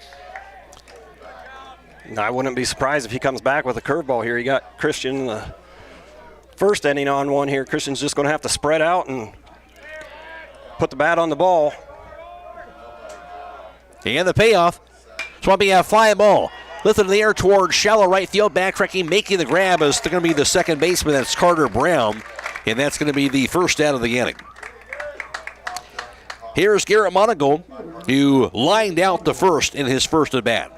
Hit a hard shot. Yeah, Garrett needs to be patient here and make sure he can get a pitch. Get a pitch that he can hit, something he can drive. Hawks looking for something here in this third inning, down 2-0. Runner at second, there's one out. Upper half of the order at the plate. And the pitch. It's going to be foul tipped off the end of the bat of Garrett. Goes to 0-1.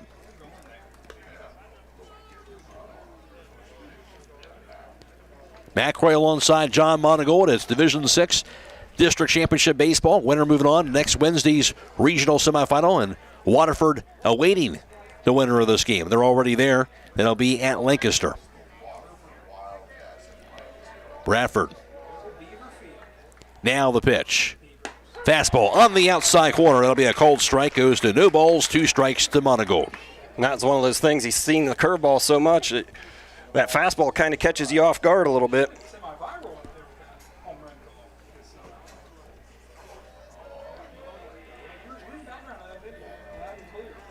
Radford. Now the pitch. And the turf bounces to the backstop. Wild pitch, and that will allow Wagler to advance over to third base. Hit hard off of that turf, and now goes to 1-2 to Garrett Monigold. So, golden opportunity for the Hawks to get on the board. Going to be interesting to see if Fort Frye brings the infield in here, or if they play normal depth. They're shifting the second baseman over to the right side. Shortstop's coming in. About even with the bag, it looks like. Well, it looks like kind of medium depth here. Right. Garrett's just got to hit a ball hard somewhere, and something good will happen. He called time. Garrett will get back in. Bradford back to the windup. The pitch. Going to be a fastball called strike 3 on the outside corner. Second strikeout thrown by Keenan Bradford. And now Grady Monigold at the plate. He singled in his first at bat. Yeah, I have to think Garrett was looking for something off speed, but when you're down an account like that, you can't be guessing. See what happens here for the Hawks. Trying to prevent from stranding that runner at third base. Radford stays in that windup. Now the pitch. Going to be a rocketed down the first base side, but it's foul. You'd like to see Hiland get on the board here. The longer it goes without getting that run, start to feel the pressure a little bit more. See if Grady, he's been able to do the job the whole season. See if he's able to pick up Isaiah there at third base. Bradford. Now with the second offering. High in ball 1. And the catcher, Grady has to kind of see that from going to the backstop. And Hiland's had a base runner in scoring position, so just need to get that big hit to get things rolling here. Monigold stands in. Yeah, the ball goes to the backstop, the runner scoring, but he didn't that time. And now Bradford with the 1-1 pitch. Not now, because it'll be a timeout called by Grady Monigold.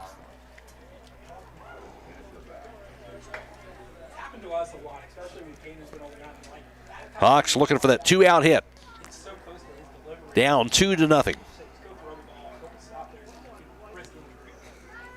Bradford now is ready. Here's the pitch. Lost it as a curveball didn't curve as it went way high and outside, and another terrific catch by Hessen, preventing that ball from going to the backstop. That'll be ball 2. Now if you're Grady, you can afford to sit and look for a fastball here. Be kind of surprised if he gets one, but... And the pitch. Fastball going to be outside, though. Ball 3, now a 3-1 count. So now do you attack that zone or not? If you're Bradford, we'll see. Yeah, and if you're Grady here, you're looking for a mistake.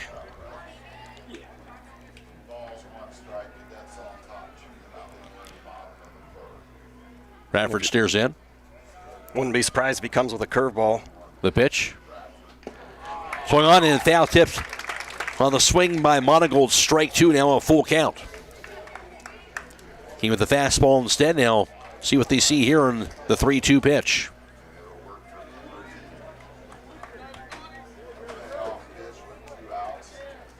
Bradford, now the pitch.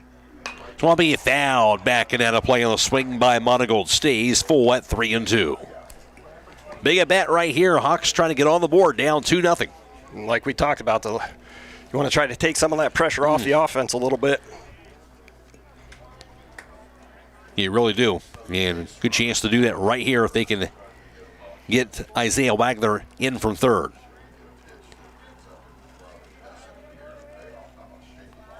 Bradford, the pitch. Going to be inside, ball 4, and that will walk Grady Monigold. So good at bat right there. Now runners at the corners. And that'll be the second walk through to the inning by Keenan Bradford. At the plate, going to be Griffin Monigold, who lined out to the pitcher in that first inning.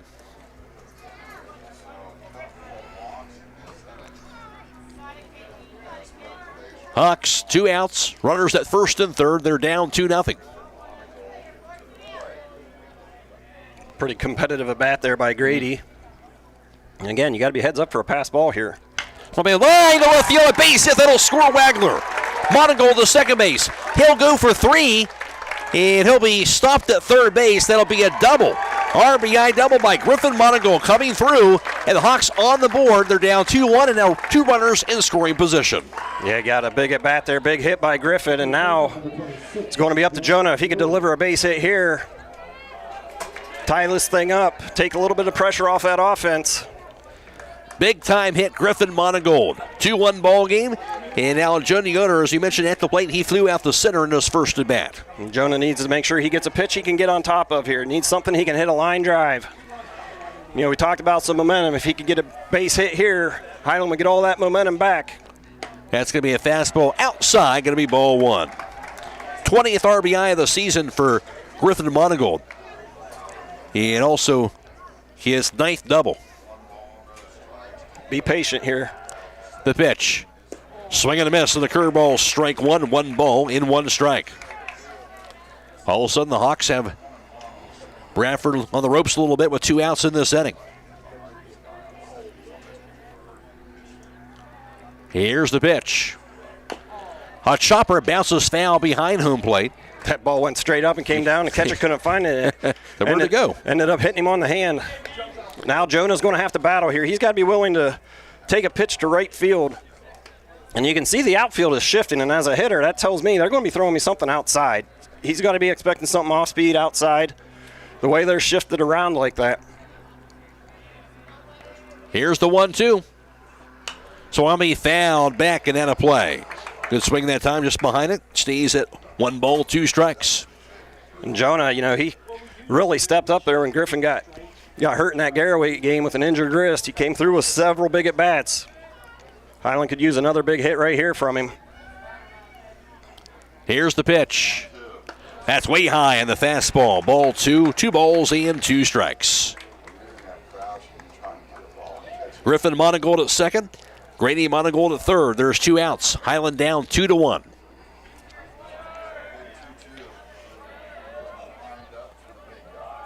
Bradford shakes off a sign. Now the pitch. Her ball hangs up there, high for ball 3. Full count now to Yoder. Bradford's had a little more trouble with that curveball in this third inning. Yeah, he's kind of lost the feel for it here a little bit. And if you're Jonah, you just got to shorten up and put a ball in play. Here's the payoff. Going to be down low and away, ball 4. So that'll be the third walk thrown of the inning by Bradford. And bases are now loaded. Jonah did a great job getting back into that count. You know, he was down, fouled off several tough pitches there, made Bradford work. It's going to be up to Mike Miller here. See if he can be patient and get a pitch he can drive. He's more than capable of plugging a gap. That was the third batter of the inning and went full. And the previous time was, of course, Grady Monigold, who ended up walking. And then a pop bounce by Mullet, who had a full count, but a walk here to Jonah Yoder. As you mentioned, Mike Miller at the plate, who flew out the center field in that second inning. Big hole up the middle if he's able to take a ball right back up the middle. So going to be fouled to the backstop. Good cut, but now an 0-1 count to Miller.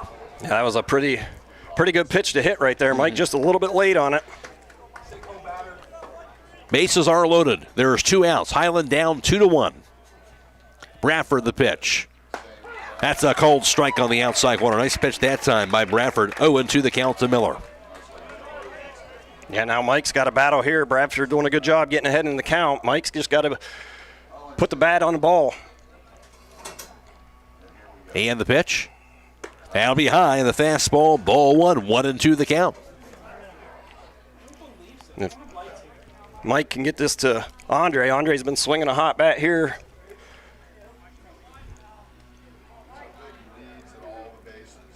And the pitch. That'll be just a bit high. He tried to pull it down, but it was ball 2. 2 balls and 2 strikes.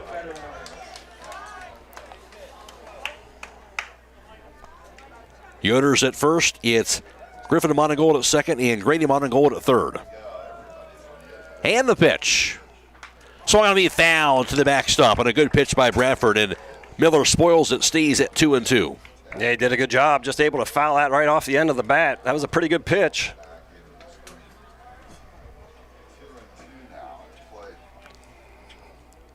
He's going to find something to drive right here. Bradford, now the pitch. Inside, nice pick by the catcher, Grady Hessen.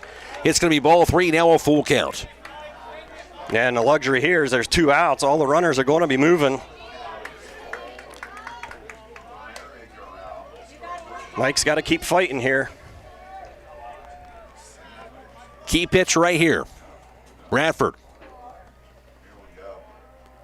with the payoff. Going to be ball 4. Boy, didn't miss by much, but good take by Miller as it turns out. And that a walk and a run, we're tied up at 2 apiece. Yeah, that pitch looked like it must have been down. You know, the catcher's been trying to frame every single pitch. And I tell you what, the umpire hasn't been fooled. You got to give him credit there. A lot of umpires could fall prey to that, but this guy, he's been really consistent. He's been on it now. We're tied at 2 apiece. Now a little discussion here at the mound for this for Frye defense, but the Hawks have come back here, and we talked about this being a key inning, John, just to take some pressure off, and you felt like with the 9-1-2 batters coming to play, this had to be an inning where you maybe get a run across the board. So to come back and tie this game up, and that's been huge. Yeah, you can kind of breathe a little bit here, but, you know, you got to look at this again. I hate to say it, I don't want to put any pressure on Andre, but he's been swinging a really good bat, so he needs to be patient here, continue that approach, make Bradford zone up, get something you can drive. You've tied it, but you don't want to be done if you're Hiland. No, you do not. You got more runners out there. Discussion is over. Here's the one, the pitch to Andre Yoder. Swung by line to third, into left field, a base hit. Griffin Monigold scores. Behind him is Jody Yoder. He'll come in and he will score as well. And Andre Yoder coming through again. Boy, you've been talking about, you've been promoting him all along, John, and that's why. Comes through with a 2 RBI single. The Hawks have taken a 4-2 lead. Well, he's had the best approach of the whole team the last couple games, and his swing is spot on. You couldn't ask for a prettier swing right there. And he's been able to duplicate that. Even if you look back to the last couple games, it's that swing right there. It's nice, it's smooth. He hunts the fastball. He's letting all his off-speed pitches go. Got to give him a lot of credit. His second hit today, and all of a sudden a 4-run third inning. The Hawks have taken a 4-2 lead. And now if you're Hiland, you can breathe a little bit easier. The pitch. Fastball going to be down low, ball 1. This will be the 9th batter to come to the plate in the inning. Logan Yoder, who grounded out to third in his first at-bat. And you got to look at those 2 at-bats by Jonah and Mike. They both went full count, fouled off a bunch of pitches, able to work a walk. The pitch. That'll be high inside, ball 2. And if you're Logan here, I'm assuming you're going to be taken, but you can also hunt the fastball here, eliminate it. And, you know, now you look at Bradford, he's up to 62 pitches, and he was cruising. Here's the pitch. On the outside corner for a strike. You know, always talk about pitchers not giving in. But I think you can say that about hitters, too. Those at-bats you're talking about. As a hitter, you get down on the count here, you hit the battle, and don't just to give up the at-bat here. And as you mentioned, a lot of times those can be really key at-bats to find your way on base somehow. That's going to be high inside for ball 3. Yeah, and that's what we've seen Bradford. He's been around the zone. He's just not had the same control that he had those first 2 innings, and Hiland's been really patient. If you're Logan, look for that fastball. Put a nice smooth swing on it. Here's the pitch. Going to be in there for a strike. Goes full now. Yeah, 4 walks thrown in the inning by Bradford. That has been key as well. Along with the 2 big hits by Griffin Monigold and Andre Yoder. And we saw that bite Grady in the first inning, having a lot of trouble controlling himself. Now you kind of wonder, Bradford hasn't pitched in a while. Is he getting tired a little bit? Here's the pitch. That'll be inside, ball 4. That'll walk Logan Yoder, the 5th walk thrown to the game, of the inning, I should say, by Bradford, and bases are loaded again. And you kind of got to be curious here a little bit. How long are they going to go with Bradford? He hasn't pitched in 20-some days because he had some shoulder issues, and he's up to 67 pitches right here. You got a feeling if Isaiah Wagler's able to put a ball in play,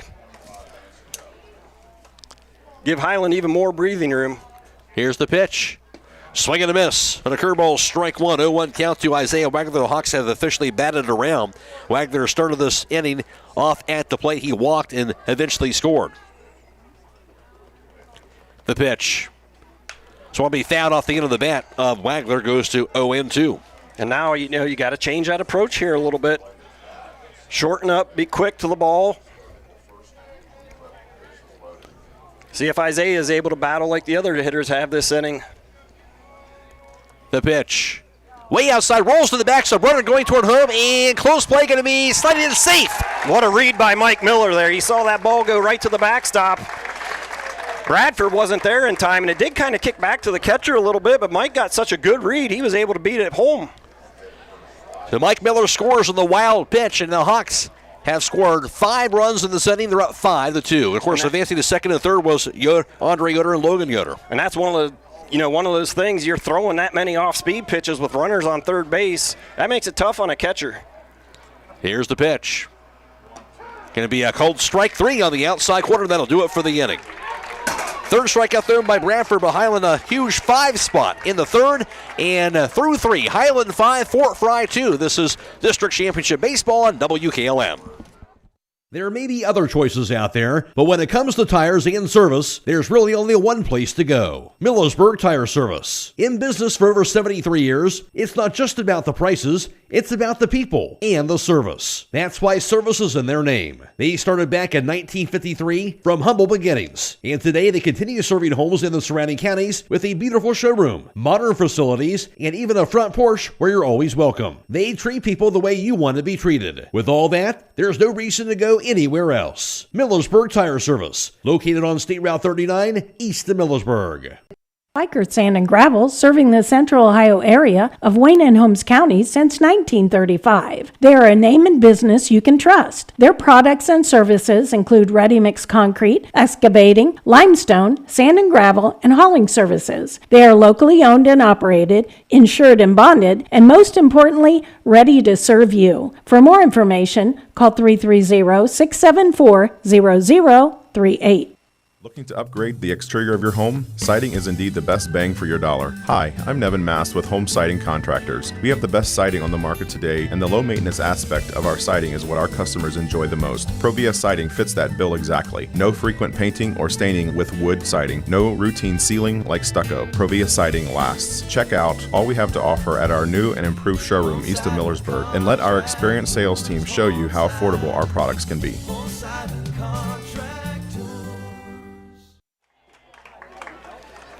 Already here for the top of the fourth inning after Hiland scored 5 runs in the bottom of the third to take this 5-2 lead. First pitch goes inside and actually hits Wade Dusky on the helmet. So hit batsman, first one of those today, and the leadoff batter is aboard. And that'll be now to the top of the order. Jack McCurdy, who is 1 for 1 today, a walk, a run scored, and also single today. Runner on, nobody out. 5-2 Hiland now. The Hawks have taken the lead for the first time into this top of the fourth. And the pitch. Curveball hits the turf. Nice stop by Griffin Monigold. Goes to ball 1. At the conclusion of this contest, we'll be announcing the Table Rock Pizza Player of the Game. They're located in downtown Berlin. Give them a call, 330-449-9955, or visit them on the web at tablerockpizza.com. That player receives a gift certificate for a small one-topping pizza from Table Rock Pizza. That pitch going to be just a bit low. It's ball 2, now a 2-0 count to McCurdy. And you kind of got to wonder here if Grady struggles again, how long Coach Dagus is going to stick with him. But your offense just gave you 5 runs. So it's going to be a bounce toward first. It'll be off the mitt of Johnny Yoder. Picks it up and can't get there in time. Yes, he does get there somehow. Wow. So bobbled it, bounced up just behind him off of that tough bounce, but somehow recovered, got the out just in time at first base to get McCurdy a key out for the Hawks. Yeah, he stuck with it, but that's not textbook there. No. Dusky does get the second base on the play. Here's Grady Hessen. Walked one time, he's flown out to left field one time. So Hawks very fortunate to get that out. Runner at second, 1 away.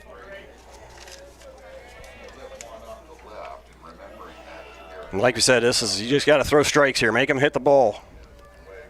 And the pitch. It's going to be a grounder toward first. It'll be picked up cleanly by Johnny Yoder. He'll step on the first base bag. And that's the second out of the inning. A little squibbler down off the end of his bat, it looked like, of Hessen. And that'll allow Dusky to get the third, but now 2 outs in the inning. And this is a guy, you want to be a little bit careful here. He's got pop. He could make this a 1-run game. and that being Kanan Bradford. He's 0 for 2 with a strikeout and a fly out to left. Wade Dusky at third, 2 outs, 5-2 Hiland. Top of the 4th inning. Monigold the pitch. Swing and a miss at a fastball, blew it by him for strike 1. This is actually kind of a big out here. You don't want to let Frye get any of that momentum back. And the pitch. It'll be down low and away for a ball. 1 ball, 1 strike. Melway Paving Company, a well-known asphalt paving contractor for homes in surrounding counties since 1964. Specializing in asphalt paving, crack sealing, seal coating, chip-in seal, and pavement planing. And the pitch. Curveball swung being grounded toward first. Again gloved by Johnny Yoder, and he'll do it himself for the 3rd out. 3 grand outs to first, and that'll do it here for the inning. Hey, hit him in the helmet and then get 3 outs. That's right. Fort Frye with no runs scored, no hits, no errors, a runner left, and through 3.5. It is a 5-2 lead for Hiland. This is District Championship Baseball on WKLM. Loading the kids in the car, brokering peace in the back seat, mastering the snack handoff without even looking. Why are simple things sometimes so complicated? Thankfully, with auto owners, insurance doesn't have to be one of them. We work with independent agents who keep insurance simple, so you can worry about more important things, like figuring out what's growing in that cup holder. That's simple human sense. Contact your local auto owner's insurance agent. Hobron's Insurance Service, 170 South Clay Street in Millersburg. Call 1-800-340-3767. Hey, Scott, you smell that? Yep, it's summer grilling season and somebody must be burning hot dogs already. Then head to Rody's IGA and let the pros handle dinner. Get boneless, skinless Gerber chicken thighs for $3.48 a pound, boneless pork loin for $2.28 a pound, and boneless pork loin chops for only $2.98 a pound. Plus certified Angus beef T-bone steaks, $14.68 a pound, and 10-pound tubes of 80% lean ground beef, $5.18 a pound. Now through Sunday at Rody's IGA Marketplace.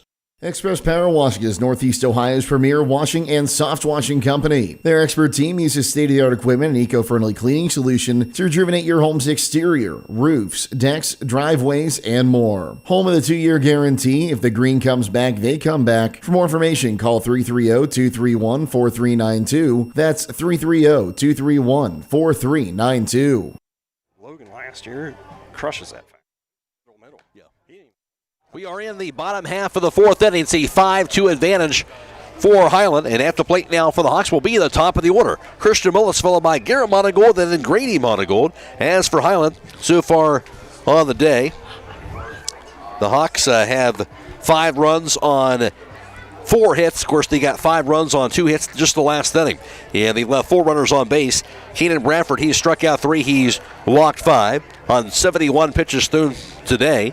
And now, again, Christian Muller will lead things off here. Matt Croy alongside John Monigold for the contest. Stay tuned later on tonight for High School Scoreboard on WKLM, brought to you by Rody's IGA Marketplace. Well, the area tournament baseball and softball scores for you every 15 minutes all the way until midnight. Hawks up 5-2, a big 5 spot the last inning, and they like to follow that up here with a big inning again in inning number 4. Here's the pitch. Shows bunt, pulls it back inside, going to be ball 1. And like I said, it's going to be a little interesting. You know, what happens here? Who's going to be the first coach to pull a pitcher? I got more confidence in Hiland's depth of that pitching staff. Now, I got to believe that kind of plays into this here as Bradford rocks and fires down the 1-0. Yeah, bounces in there for ball 2, and he's up to 73 pitches thrown, as you talked about. Hasn't pitched in a while. And but at the same token, they're kind of thinking about, well, who do we go to next? I'm pretty sure he's already had 1 arm surgery, and he has shoulder issues. It's going to be interesting. How long do you go with him? And if you're Hiland, you keep making him throw until he gives you a strike. The pitch. Called strike on the outside corner, goes to 1 ball, 1 strike. That's why last inning was so key, not just the 5 runs, obviously, but forced him to throw 37 pitches that last inning. Yeah, and that's going to, I don't care who you are, sore shoulder or not, that's going to make you tired. 37's a lot in 1 inning. The pitch. It's going to be a high chopper towards second. Chased after by Brown. Gloves it. Throws the first. Going to be close play, but just in time for the out. You know, he kind of sat back and waited on that ground ball. You got to know who your runner is. Yeah. Plenty of speed for Mullup, and they'll get him 1 away. Now here's Garrett Monigold. He's 0 for 2 with a line out to first and a strikeout looking. We're moving on to the regional semifinals against 19th ranked Waterford, and it'll be Wednesday, June 3rd, 5 o'clock at Beavers Field in Lancaster. Here's the pitch. I'd like to see Garrett be patient here, see if he'll give you a free pass. Make him work, keep getting that pitch count up. That was a high for a ball.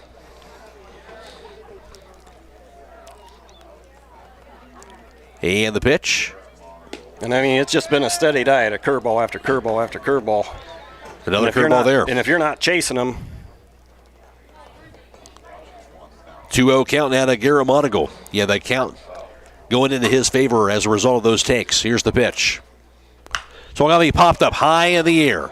Shallow left field. Looking after it and able to make the grab. That'll be Chatham Corson. That's the second out.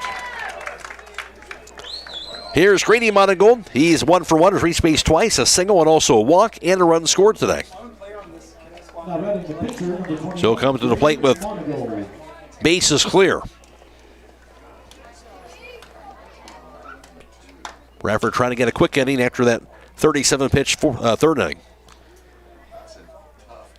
Here's the pitch. Inside, hits the turf, bounces away for ball 1. I would say he's got to be 70% curveball. Yeah.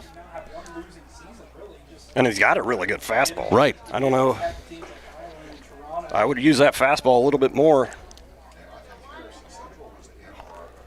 And the pitch. Fastball just a bit high. It's going to be ball 2, now a 2-0 count. If you're Grady, you got one pitch, one spot again. You know, Garrett was 2-0. I kind of wish he would have took it, but hey, he had a good fastball to hit, just got underneath. That's way inside. In a 3-0 count now to Monigold. So none of these pitches have been anywhere near the strike zone. You've seen him shake his arm a couple times. I mean, look for that fastball. Oh, you line shot down the right field line. It's going to be a foul ball. He crushed it over the fence, but a foul ball. Now, of course, he always got the green light on those 3-0 counts. Yeah, just got that curveball. He just got out in front of it a little bit. Curved right in front of that foul pole. Had the distance. See if he sees something around that strike zone this time. Here's the pitch. Curveball going to be a called strike on the outside corner. Goes to 3-2.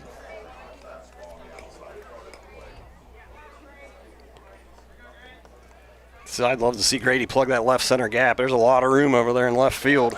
The payoff. Swing and a miss. Got him on the curveball. Strike 3. That'll do it here for the inning. 4th strikeout thrown by Kanan Bradford as the Hawks go down in order in inning number 4. Through 4 innings, a 5-2 Hiland lead. This is District Championship Baseball on WKLM.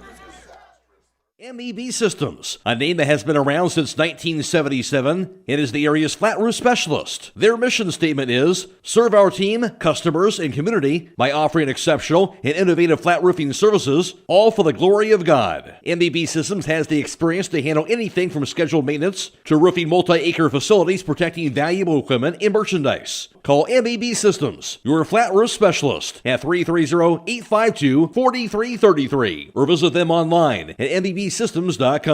MEB Systems wishes all local athletes the best success this year. Call Berlin Heating and Cooling, your Rheem Pro partner, and you know you're calling the very best. Berlin Heating and Cooling services and installs Rheem and all types of furnaces and air conditioning equipment. Berlin Heating and Cooling, they're your local team you can trust. Call them today at 330-893-3057. That's 330-893-3057. Phillips C.T. Gimdy is proud to sponsor this Garroway broadcast. The primary care facility will treat patients of all ages, from pediatrics through geriatrics. Dr. Teague will help manage and diagnose a variety of common illnesses and conditions, covering a broad spectrum of health issues. They're located at 153.5 North Broadway in Sugar Creek and the Sugar Creek Family Medical Center, across from the fire station, and accept most major insurance plans. Call 852-3211 for an appointment. And top of the 5th inning, 5-2 lead for Hiland. At the plate for the Cadets, going to be the 4, 5, and 6 batters. Grady Schuster, followed by Chatham Corson and Clayton Toulis. And pitching now for the Hawks, that's going to be Andre Yoder, the senior Righty will be out there to take over for Grady Monigold on the mound. And looks like Damon Troyer will now be over at third base. As far as the defensive changes, and again, Grady Schuster will be at the plate now for Andre Yoder. The record of 5-0 on the mound, a .84 ERA. So he's been outstanding this season. 33 innings pitched. He's allowed 9 runs, 4 earned. 21 hits allowed. He's struck out 25 batters. He's walked 19 and has hit 3 batters on the season. So Andre's been outstanding this season. Probably the one thing you look at is the 19 walks, but other than that, he's really been outstanding with that ERA under 1. Yeah, and right now, if you're Hiland, you're looking for him to just come in and pound that strike zone. He's got a lot of movement on that fastball. Grady Schuster so far has reached base twice with a walk and also got on by an error and scored a run. As for Grady Monigold, with the first 4 innings, allowed the 2 runs, 1 earned, 3 hits allowed. He struck out 3, walked 4, and hit a batter, did Grady, and threw 65 pitches. So he'll give way to his teammate Andre Yoder now in the 5th. And the winner will move on to the regional semifinals next Wednesday against 19th ranked Waterford. Already awaiting the winner of this game. It'll be June 3rd, 5 o'clock at Beavers Field in Lancaster. Here's the pitch by Andre Yoder. Fastball on the outside corner for a called strike. Nice to see. Good start. Here's the pitch. Going to be a bit low, ball 1. 1 ball, 1 strike to Grady Schuster. You have 4 Frye. Of course, they got their runs early. Got the run in the first and third innings. Here's the pitch. So I'll be fouled off the curveball, strike 2, 1-2 the count. Hiland trailed 2-0 at one point, of course, in this contest, but they came back and got the big 5 runs in the third. That has been the difference so far.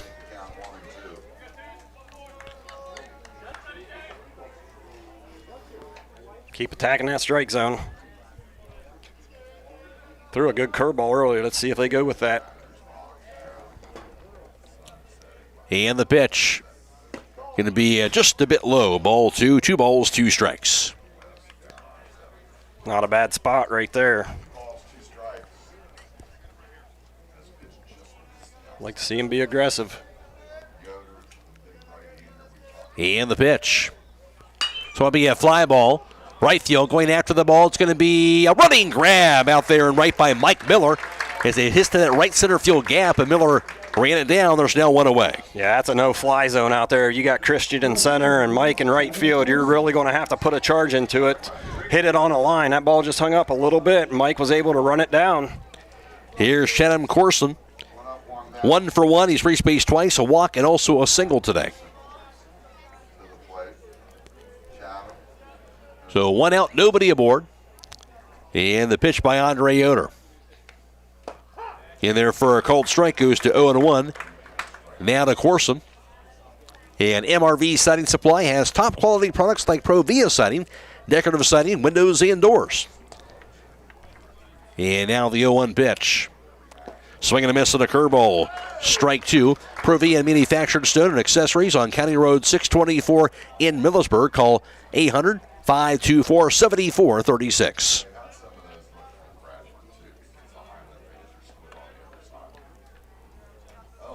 Yoder now the 0-2 pitch.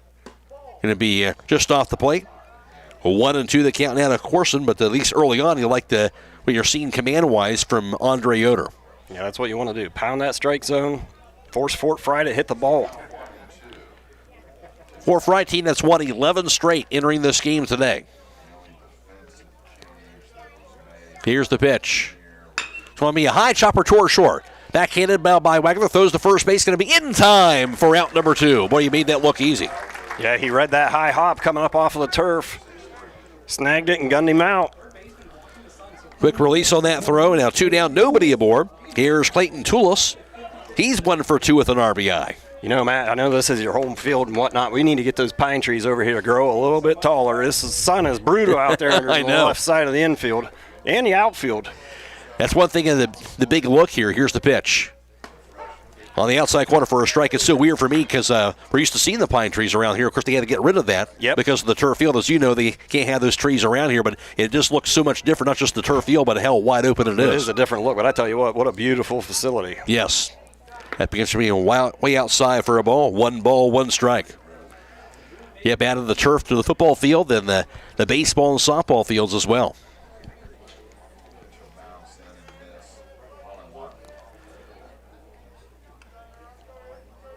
Andre Yoder now with the pitch.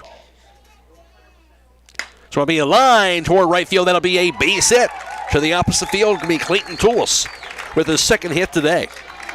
Yeah, he did a good job. He just kind of dropped the barrel of the bat on the ball, and we saw that earlier. You know, off of Grady, they had several hits, but only one of them was really hard, and that was the one that hit him in the back. Yeah. Here's Carter Brown, who's 0 for 2 with the line out the third and also a strikeout looking. 2 down, runner at first base, 5-2 Hawks.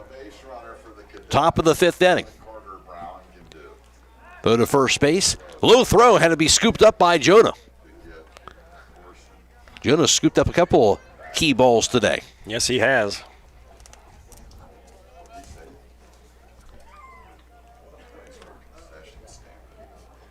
Andre Yoder from the stretch. Here's the pitch. So it'll be a bouncer towards second base. It'll be gloved by Yoder.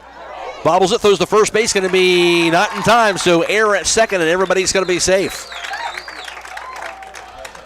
Had a chance to get a force out the end of the inning, but instead, E4 on the play, so runners at first and second. Here's Xander Lau. Yeah, Logan kind of laid back on that ground ball. He's got to attack it, make a better play there, charge that ball. Third error today on the Hiland defense. Lau has gone on by an error and also struck out one time. The pitch, swing and a miss, went inside on him. Didn't catch up at strike one. And then if you're Andre, just keep pounding that strike zone. Yeah, he was way behind on that swing. Couple looks at second, and the pitch. So it'll be a line towards second to be caught this time by Logan Yoder, and that will do it for the inning. Hard hit ball, but Yoder right there to make the grab to do it for the 5th. For Frye, no run scored. 1 hit, 1 error, and 2 runners left. And through 4.5, Hiland up 5-2. This is District Championship Baseball on WKLM. Whether you're exploring faith for the first time or looking for a place to call home, Northside Church invites you to be a part of their growing community. Join them for services Sundays at 9 and 10:30 a.m., where you'll find inspiring messages and a welcoming atmosphere for all ages. And for 6th to 12th graders, Northside Student Ministry meets Wednesdays at 6:30 p.m. during the school year. Visit them at 1207 Worcester Road, just north of Joel Pomerane Hospital in Millersburg. They can't wait to meet you at Northside Church. Congratulations, class of 2026. Your future is just getting started, and Buckeye Career Center is here to help you take the next step. BCC offers 10 full-time adult education programs, Class A and B CDL training, and part-time options as well. Attend our Adult Education Open House June 9th from 4:30 to 6:30 p.m. at Buckeye Career Center and have your $50 application fee waived. Learn more at buckeyecareercenter.org. Discover your passion and prepare for your future at Buckeye Career Center. At Beachy's, we're about keeping you safe and on the road. We believe in building lasting relationships through a trustworthy service. Our team cares about delivering quality every time. We offer auto, diesel, heavy-duty, and tire services. Our Winesburg location is open 7 a.m. to midnight, located at 2653 US 62. Call Winesburg at 330-359-5421. Our Berlin location is open 7 a.m. to 4 p.m., located at 5979 County Road 201. Call Berlin at 330-674-6970. Explore our full range of services and easily schedule your next appointment at beachies.com. Bottom half of the 5th inning, Hiland a 5-2 lead. At the plate for the Hawks, going to be the 4, 5, and 6 batters. Griffin Monigold, followed by Jonah Yoder, and then Mike Miller. As for the Hawks, 5 runs all scored in the 3rd inning. They do have 4 hits in all. They've left 4 runners on base. Cannon Bradford and struck out 4. He's walked 5 batters, 84 pitches thrown. He'll be out there here in the 5th. Griffin Monigold had the huge RBI double and scored a run in that third inning. He's 1 for 2 today.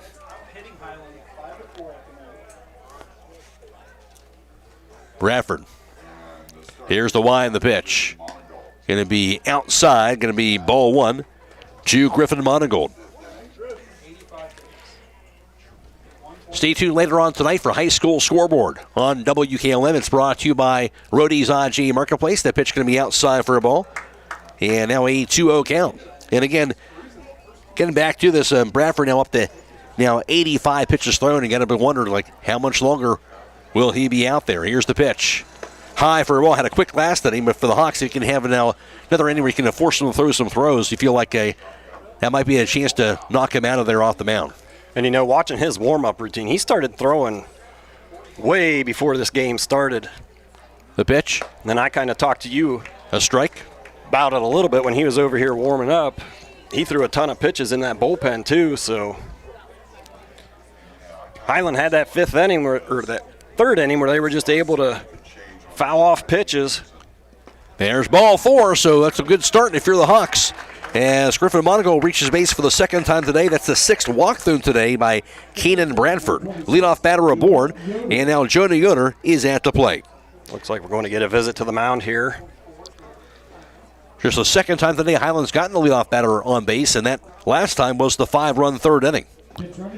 So we'll see what happens here. And this is going to do it here for Bradford, or if they're going to leave him out there. And it'll be at the plate going to be Jonah Yoder, who flew out the center back in the second, walked and scored in inning number 3. Bradford now up to 89 pitches thrown today. And that will do it for Bradford. We'll take a timeout back after this on WKLM.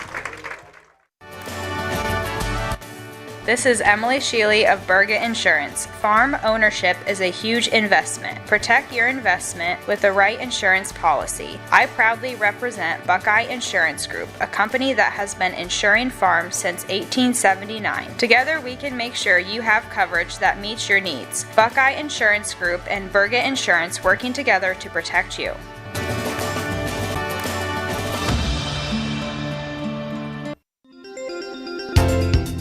Looking for a partner who will bring your vision to life? Tecton Engineering in Berlin is your go-to for civil, residential, and commercial engineering, customizing their approach to suit your unique needs. And for creative design that sets your project apart, trust Brick and Banister Design. Whether it's residential or commercial, they specialize in innovative design and construction drawings to keep your project on track, on budget, and exactly as you envision. Visit tecton-eng.com and brickandbannisterdesign.com today. Call 893-0230. Proud supporters of the Hiland Hawks and West Holmes Knights. At Kaufman Realty and Auctions, you've got options. Your property is unique, and our agents know how to sell it. Whether it's a traditional listing or live auction, we'll earn you top dollar. Our agents will utilize whichever method of sale works best. When buying or selling your next home, call on Kaufman. Pitching change made. It'll be Jack McCurdy, the lefty, and senior. He'll be on the mound now to take over for Keenan Bradford. A couple updates on the scores. I mentioned we're live streaming the Triway baseball game and their district championship game. They are trailing right now 6-3 to Lakeview. So Lakeview a 6-3 lead in the bottom of the 6th over Triway. And looking real quickly to Garaway, we're live streaming the Garaway softball regional championship game as well in their contest over at Pickerington Central. And in that game, they're taking on West Jefferson, and it is West Jefferson who has a 5-0 lead over Garaway in that contest. Hunter Miller. Hunter Miller? Okay. Sorry. Hunter Miller's running for Griffin. Okay, so it'll be a pinch runner here, Hunter Miller, for the catcher Griffin Monigold here in this 5th inning. All right, so he's at first base. And at the plate going to be Jonah Yoder, but Jonah going to be facing a new pitcher in Jack McCurdy. And if you're just into the game as a pinch runner, you want to stay a little close to that bag over there, especially with this lefty on the mound. Don't want to get picked off. Couple looks, now the pitch. Going to be inside for a ball. And this is a drastic change from what Bradford was throwing. You went from a tall right-hander low 80s fastball, good curveball, off-speed stuff. Then now you got a lefty. A little bit smaller, soft tossing. The pitch. Inside for a ball, 2-0 count. Of course, McCurdy was the center fielder. Clayton Toulis is now in center. And I like going to this move, but, you know, he's been out there for 5 innings, so it's going to take him a minute to find his release point. We've seen that so far. Hiland really hasn't hit the ball that great. They were just able to work the runner going in their first strike, throw to second base. Not in time. He'll slide in safely for the stolen base. Will Miller. So Miller comes in there to pinch run and doing the job to get that stolen base. Pitch was called a strike, but got to give the youngster a lot of credit. They're stealing that on a lefty. Hunter just a sophomore. 2-1 count to Jonah Yoder. The pitch. It's going to be a bouncer towards short. Rolls to the left field. A base hit for Jonah. Here's Miller around third base. He'll be held. Yeah, good job on left by, of course, to get that ball quickly back in there. Yeah, he had to hold up to make sure that ball got through the infield. He did the right thing. Just wasn't able to round third and finish it off. But it's up to his brother here at the plate. See if his brother can drive him in. 5th hit today for the Hawks. So Mike Miller at the plate. And for Mike, 0 for 1 with a fly out the center, but also a walk, an RBI, and a run score today. Be interesting to see what they do with Jonah over there at first base. The pitch shows bunt. He'll bunt it foul to the backstop. Not a bad idea. You know, the third baseman was on the mound there for a while. Make him field the ball, make the pitcher field the ball. If I'm Coach Dagas here, I'd probably go ahead and send the runner. If they throw over, then see if Hunter can get to home. Here's the pitch. Curveball throws behind him, goes off the mid of the catcher, rolls toward the first base side dugout, and that'll be a run scored. And Hunter Miller. So Miller coming in there, throw to second base, and getting back there, Johnny Yoder after he advanced to second. But that will allow Miller to get that run scored, and you can take that after Hiland up 6-2. And that ball was less than an inch away from hitting Mike's bat. Mike never dropped his bat. But take it any way you can get it. So 6-2 Hawks. Without swinging the bat that time, they get another run. The pitch.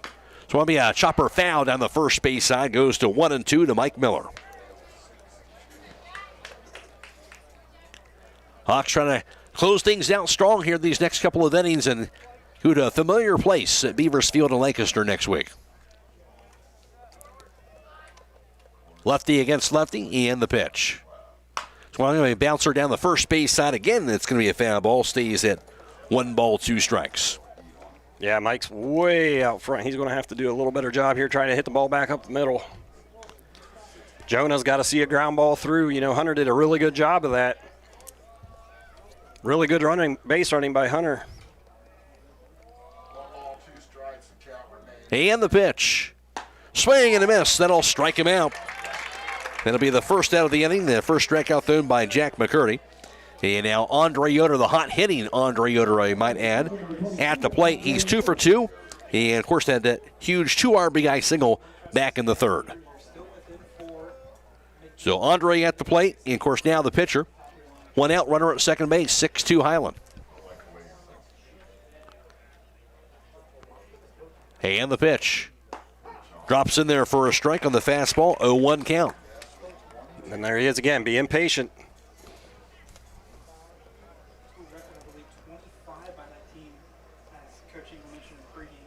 McCurdy. Now with the pitch. Curveball going to be a bit outside for a ball. 1 ball, 1 strike. McCurdy, for him, a 2-2 record, 6.87 ERA on 18 and a third innings pitched on the season for him. Here's the pitch. Curveball outside, going to be ball 2. Makes it a 2-1 count, allowing 25 runs, 18 earned, 21 hits on the season. He's struck out 14. He's walked 16. And Andre's got himself in a fastball count.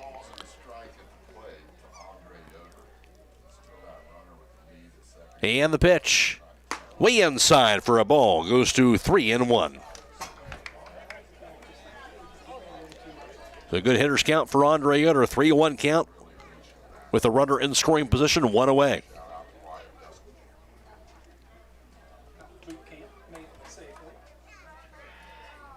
And the pitch. Swung going to be fouled in out of play. Waves his bat at it, goes to a full count. And if you're Hiland, you want to pick up that runner at second base. You know, right now, not that Fort Frye is going to hit a grand slam, but they're within 4 runs. You can add another one. That would be big. Here's the payoff. Outside ball 4, that'll walk him. And you got to give the Hiland hitters a lot of credit. They haven't really been rocketing the ball all over the field, but they've been really patient. They've had some really deep counts, and they've taken advantage of that. Making the pitchers work, and that'll be the first walk thrown by McCurdy. Second walk of the inning, though, overall. Here's Logan Yoder, who's overall with the ground out the third, and also a walk. Here's the pitch. Check swing, hits the turf, bounces away from the catcher, and Grady Hessen to the backstop. Wild pitch allows the runners to run over to second and third. 1-0 count to Logan Yoder. So Hawks an opportunity to add on some more runs here, up 6-2.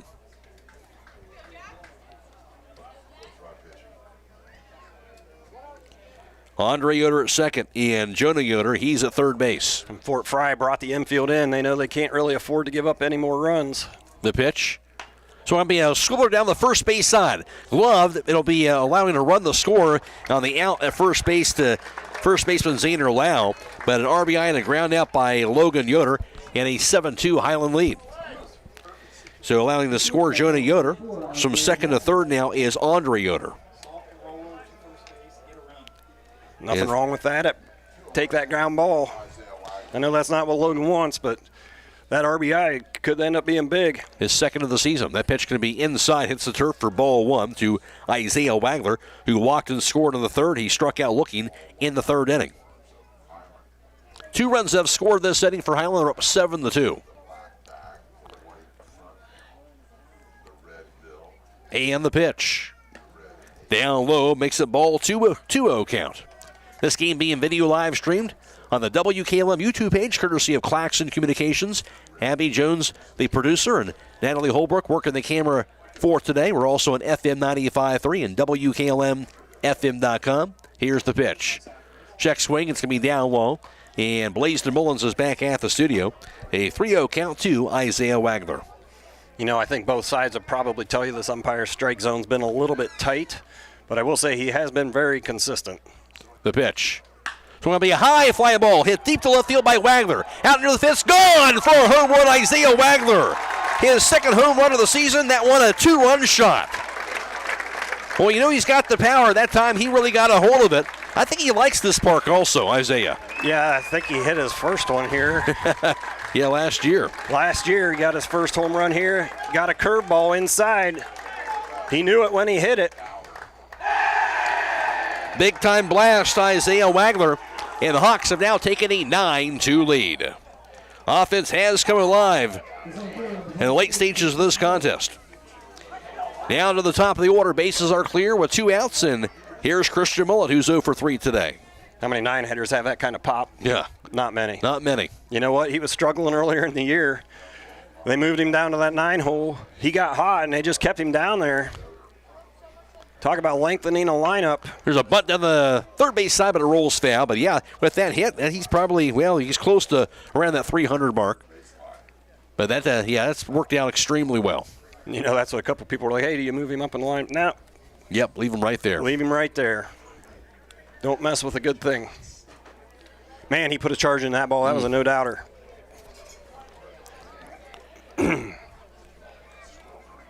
A 7-run cushion now for the Hawks, up 9-2. The pitch. Ground ball toward third. It'll be scooped up by Schuster. Throws to first. Can be in time for the out by Schuster, by Bradford, rather, for out number 3. But Hiland, another big inning here in the 5th as they score 4 runs. They now lead at 9-2. This is District Championship Baseball on WKLM.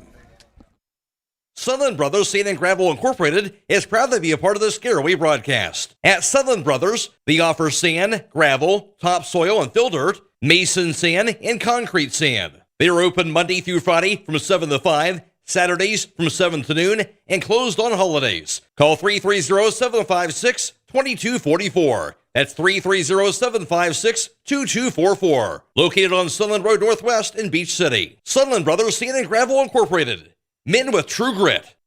Having trouble with your farm equipment? Don't spend all your hard-earned money on buying new. Bring your equipment to Fisher Farm Service, located at 5327 Weller Road Northwest in New Philadelphia, and have their qualified technicians take a look at it. The technicians at Fisher Farm Service can fix your equipment and have it working as good as new. Their technicians specialize in tractors, combines, skid loaders, and balers. So the next time your farm equipment is not working to your standard, take it to Fisher Farm Service and get your equipment back to peak performance. Call Fisher Farm Service at 330-364-4449.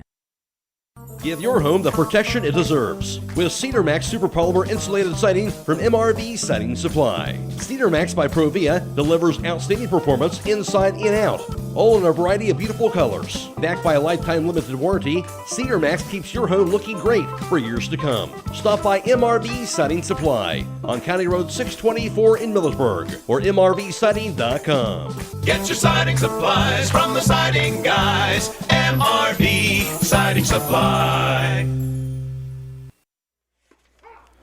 All ready for the top of the sixth inning. It's now a 9-2 lead for the Hawks. First pitch in there for a strike on the throw by Andre Yoder. The 2-3, should see you switch this around here as the Andre will square up with the 9-1 and 2 batters for Fort Frye at the plate. Here's the pitch. Going to be down low for a ball. Makes it 1 ball, 1 strike to Wade Dusky. Then the top of the order, Jack McCurdy and Grady Hessam. And Fort Frye, they have not scored since that third inning. Andre Yoder, the Y on the pitch. High inside, going to be ball 2, makes it a 2-1 count. And it's time to be thinking about those concrete projects. Holmes Ready Mix of Millersburg offers Ready Mix concrete projects. Give them a call, 674-0865. Here's the pitch. So going to be fouled away. Goes to 2-2. That's for Ready Mix Concrete or Sand and Gravel. Call 674-8121.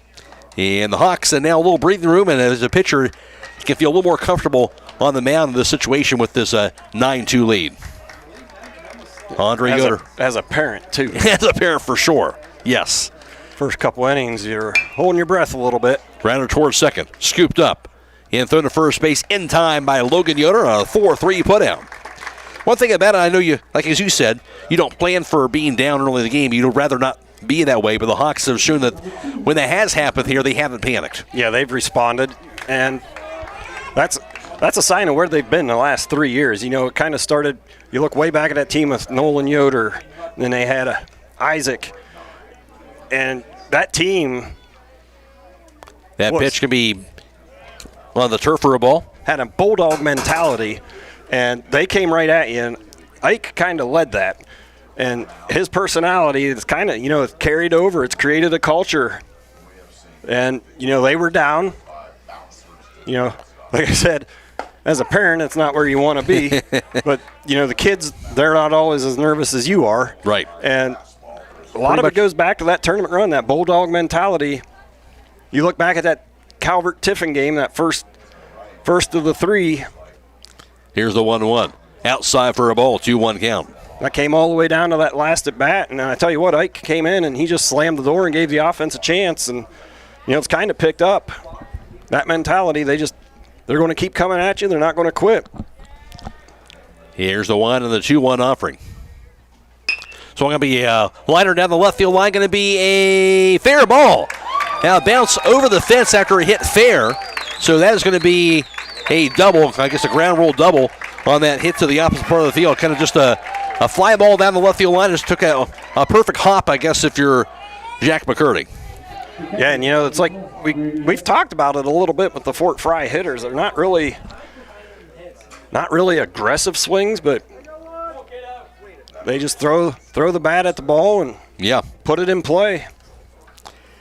One thing I will add there is the kids are usually never as nervous as the parents, right? Right. That's how that works. That's how it works. Here's Grady Hessam. He's 0 for 2 with a walk, a fly out to left, and also a ground out. Runner at second, 1 away on that double by Jack McCurdy. Defense needs to stay sharp here, make a play, help Andre out. Here's the pitch. Swung on, be fouled back on the swing by Hessen. Goes to 0-1. McCurdy with his 5th double of the season on that swing.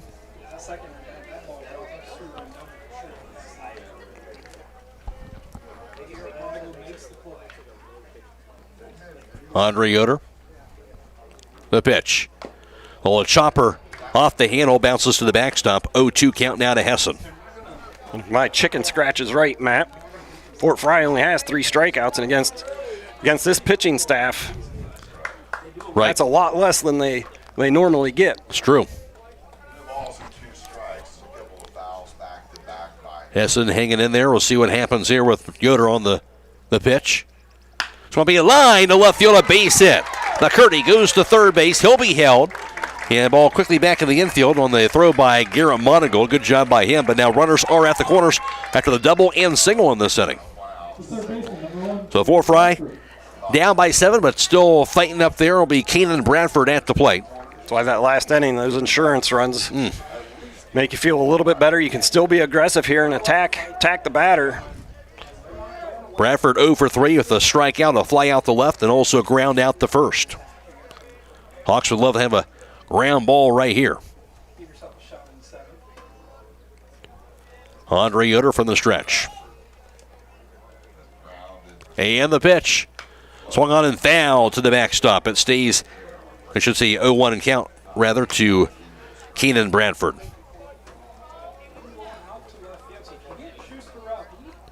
Ground out the second to start the inning, then the double by Jack McCurdy, and then the single by Grady Hessen. Throw to first base, and back there standing up, that's Grady Hessen. Matt Croy alongside John Monigold for Division VI District Championship Baseball from Ridgewood. Yeah, he's got a pretty healthy lead. I imagine he's going to try to steal a base here. The pitch. So I'm going to be fouled off the end of the bat. And that'll go to 0-2. Fort Frye 22-5 of the year. Hiland a record 21-4 entering this game today.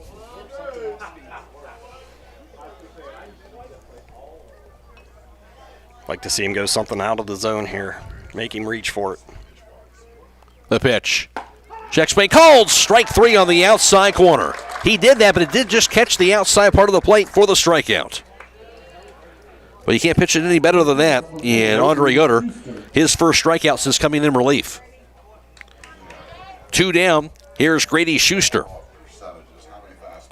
0 for 2 with a run scored and a fly out to right today. He's also walked 1 time. The pitch. Fastball a bit high for a ball. Yoder trying to hang tough and not give up a run this inning. And you're 1 out away from leaving those base runners on the bases again. The pitch. Cold strike on the inside corner. Evens it up 1 ball, 1 strike.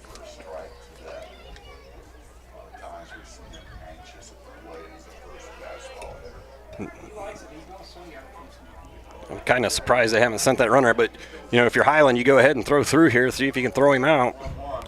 The pitch. Going to be a cold strike on the outside corner, 1-2 the count. As you mentioned, Heston's still over at first base.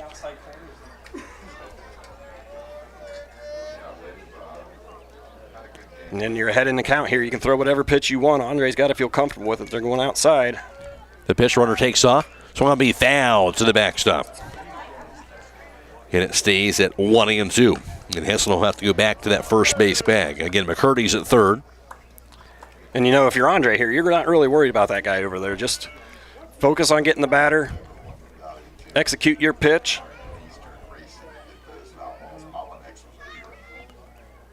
And the pitch. Runner going. Swung on, be popped up. First base side foul territory and out of play.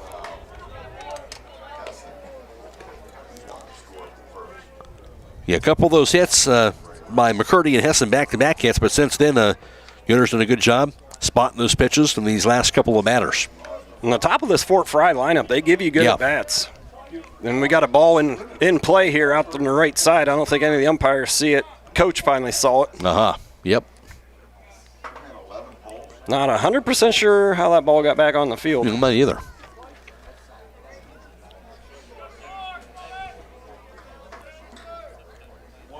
Here's the pitch. It's going to be a high fly ball. Down the left field line, chasing after it, going to be a diving grab in left field by Garrett Monigold. How did he get to that ball? I'm not sure. When it hit off the bat, I thought I had a chance to get out of here. But again, it's that outfield speed, no fly zone. You're going to have to really smoke a ball to get it down. Terrific catch by Garrett Monigold. He mentioned the no-fly zone and the no-run score for Fort Frye in the 6th. And now through 5 1/2, a 9-2 Hiland lead. This is District Championship Baseball on WKLM.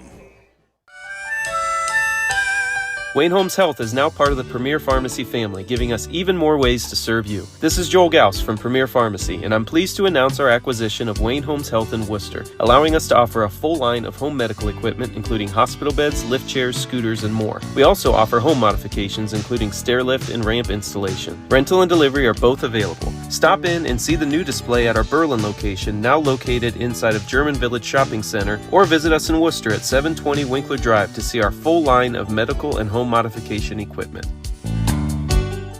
When you're thinking of an old-fashioned smokehouse flavor, think Sugar Valley Meats. They carry their own ham and bacon, and the old-fashioned smokehouse uses hickory, apple, and sassafras. Processing, curing, and custom butchering are available, cut to your specifications. Stop in and see all the products that they offer. That's Sugar Valley Meats on Dutch Valley Drive in Sugar Creek. Turn left at the light, and Sugar Valley Meats is 1/4 mile on the right. Call today, 330-852-4423.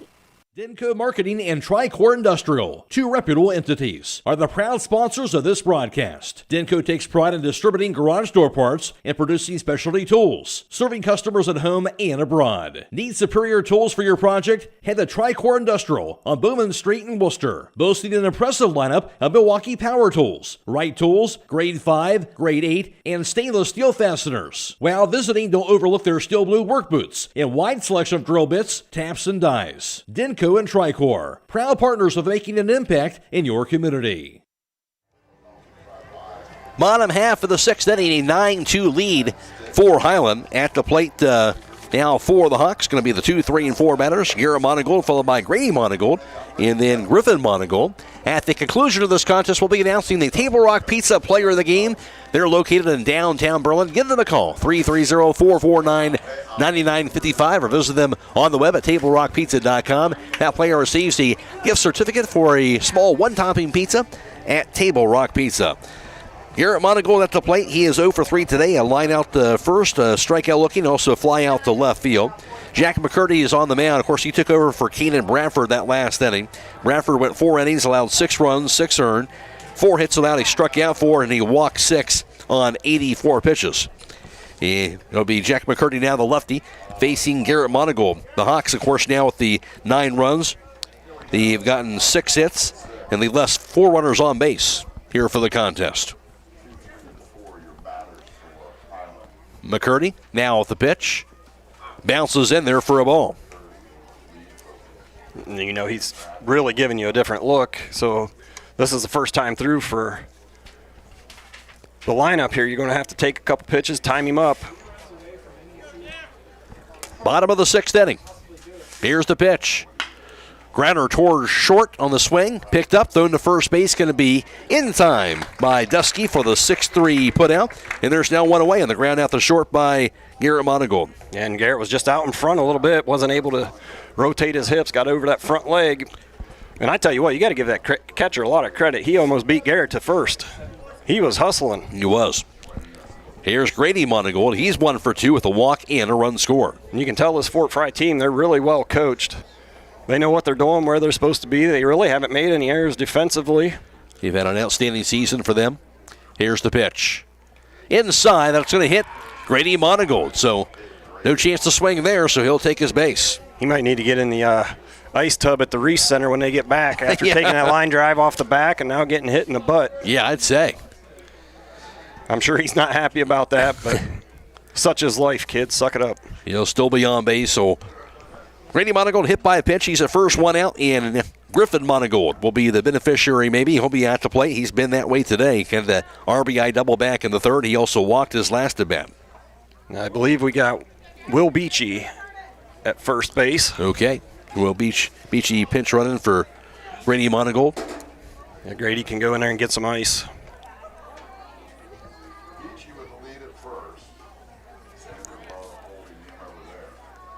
And the pitch. Swing and a miss and a curveball. Strike one. Yeah, I should have bet you this time he was swinging at that first pitch, Matt. He was. Yep. Time him up, Griff. Just a little out in front of that one. Good change of speed by McCurdy. Here's the pitch. Just a bit high. Took that one. It goes to ball one. 9-2 advantage for the Hawks. They can get 3 runs this inning. That would do it. Here's the pitch. Let's just start with one, Matt. Okay. Let's get that guy on first in. Go with one and and we'll go from there. Yep. Sounds good to me. That's high for ball 2. 2-1 count now to Griffin. You tell you what, you go back to that third inning, there were some really good at bats. I mean, it didn't result in hits, but the pitch. Swung on being fouled back and out of play. Goes to 2 balls, 2 strikes. And you can see Griffin's still out in front. I'm sure he would prefer, like a low 80-mile-an-hour fastball right down the middle, but you're not going to get it against this kid. Not here. Here's the pitch. Outside for ball, runner takes off, and the ball dropped by the catcher, Grady Hessen. Can't make a throw on it, so a stolen base for Will Beachy. We've seen that a couple of stolen bases today by pitch runners, and you don't always see that, so guys come in there and showing what the speed they have off the bench for the Hawks. Nice luxury to have. Yes, absolutely. Here's the payoff. Takes a bounce off a home plate, and the turf goes to the backstop, so ball 4 and also a wild pitch at the same time. And now Beachy goes to third base. And obviously, Griffin Monigold with the walk, he's at first. Are we out of pinch runners? I think we may have already ran for Griff, didn't we? We did. Yep. Hunter Miller did that earlier. And you know what? He stole a base. Yeah. Came around and scored. So immediate to mound here now for this Fort Frye team. See if they're going to make a change, or I think they might make a change. We'll go ahead and take a timeout. Back after this on WKLM. This is Mose Beachy. I'm an independent Beamer partner. In 2004, I was paralyzed due to an industrial accident. I was introduced to Beamer in 2016 as a FDA-cleared Class 2 medical device that enhances and supports the body in just 8 minutes twice a day. 10 weeks after using Beamer, the discomfort in my left calf was gone. I have been free of discomfort since December of 2016. Call Mose at 330-231-8010 or log on to alife.beamergroup.com. That is alife.beamergroup.com.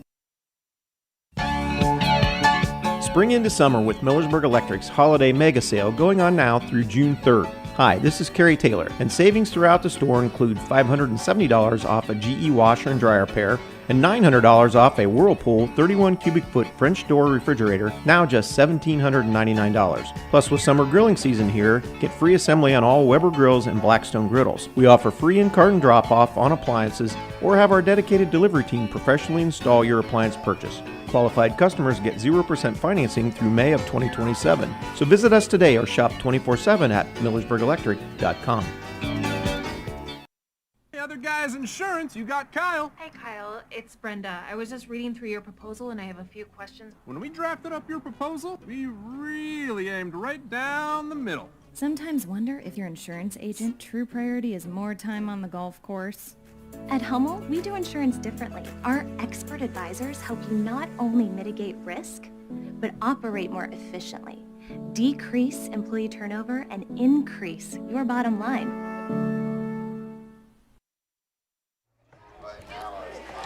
New pitcher for Fort Frye on the mound will be junior righty Ty Worthington.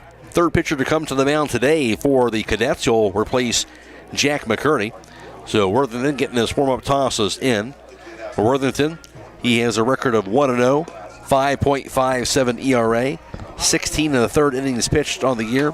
He's allowed 15 runs, 13 earned, 20 hits. He struck out 8 batters, struck out 11, I should say, and has walked 8 on the season. So he'll face Jonah Yoder now at the plate. Hiland with runners at first and third with 1 out, and the 9-2 advantage.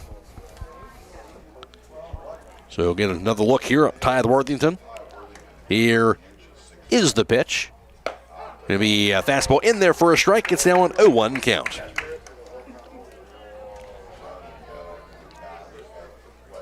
And then they're coming back with another different look.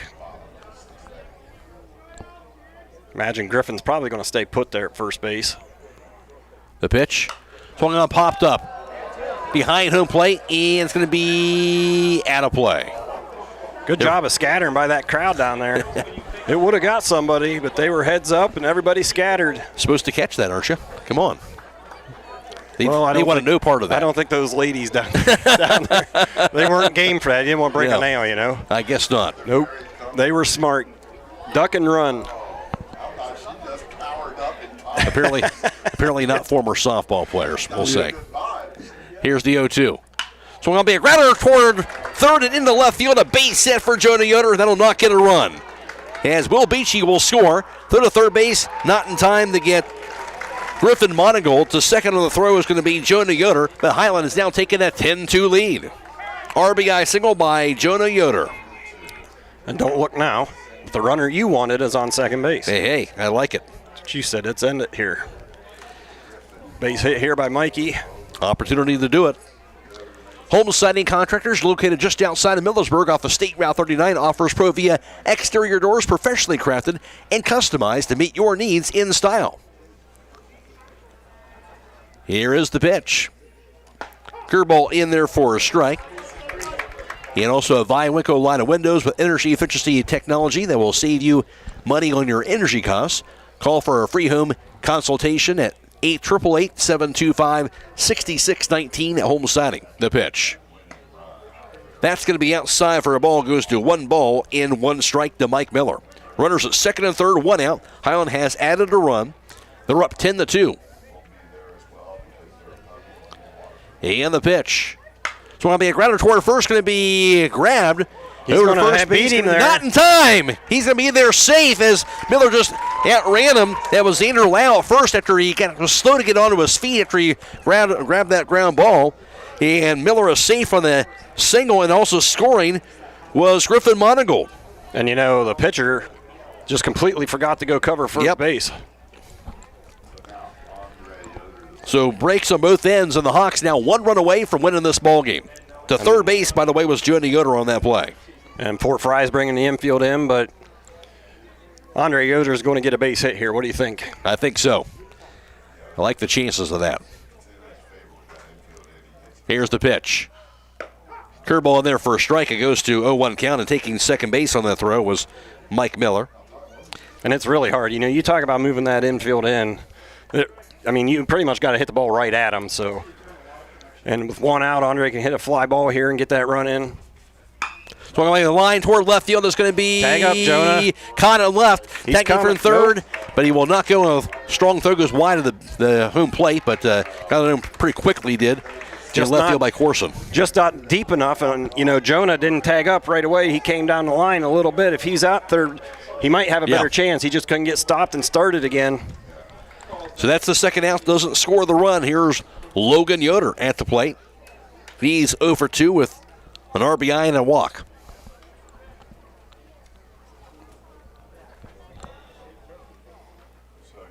And the pitch. Outside for a ball. And the Killbuck Savings Bank proudly supports the local youth, and they hope that you all knock it out of the park.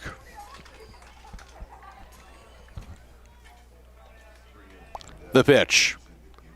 Curveball. That's a nice one in their first strike. Used a 1 ball, 1 strike. Again, at the conclusion of today's contest, we'll be announcing the Table Rock Pizza player of the game. You know, you got to be heads up here for a pass ball. Swung on a hard cut by Logan Yoder, but it fouls to the backstop. 1-2 the count to Logan. On deck is 11-2 Hawks. A game where Hiland trailed 2-0, believe it or not, at one point. The pitch. So I'll be fouled again to the backstop on the curveball by Ty Worthington.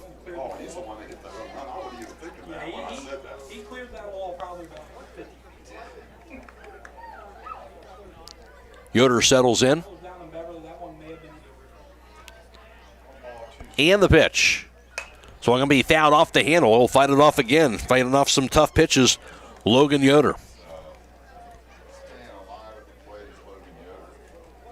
Mike Miller's at second. Jonah Yoder's at third. The pitch. That'll be just outside for ball 2-2 count. Yeah, you got to look, see if he throws a curveball in the dirt here. Jonah's got to be ready. The pitch. Swing and a miss on the curveball, strike 3. That will do it for the inning. See, we'll have to go to the 7th as a result of that. As Hiland does tack on a pair of runs in the 6th, they now lead at 11-2. This is District Championship Baseball on WKLM. If you're looking for the best tires and service in the area, stop by Millersburg Tire Service. When it comes to selection, no one does it better. They've sold 37 brands of passenger, SUV, light truck, heavy duty, and farm tires in the last year, serving Holmes County, all across Ohio, and 11 surrounding states. They even ship nationwide. Add in a knowledgeable staff with over 375 years of combined experience, and you've got everything you need, all in one place. So go with a team that's been serving Holmes County for over 73 years. Millersburg Tire Service, State Route 39, east of Millersburg. Biker Sand and Gravel, serving the central Ohio area of Wayne and Holmes County since 1935. They are a name and business you can trust. Their products and services include ready-mix concrete, excavating, limestone, sand and gravel, and hauling services. They are locally owned and operated, insured and bonded, and most importantly, ready to serve you. For more information, call 330-674-0038. At Home Siding Contractors, our mission is to give homeowners a quality product, whether it's our vinyl siding or our energy-efficient replacement windows and doors. Home Siding Contractors is ready to turn your home into one of your biggest energy-saving assets. You'll notice the difference as your home will stay warmer in the winter and cooler in the summer. Call 888-725-6619 for a in-home estimate or find all of our products at homesiding.com.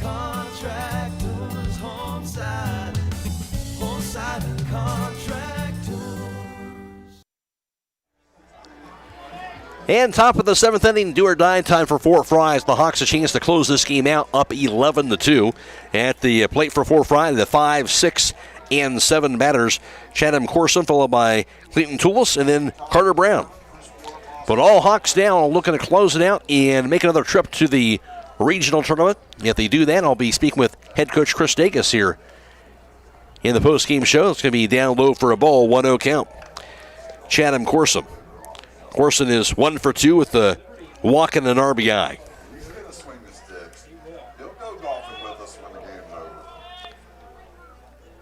Here's the pitch.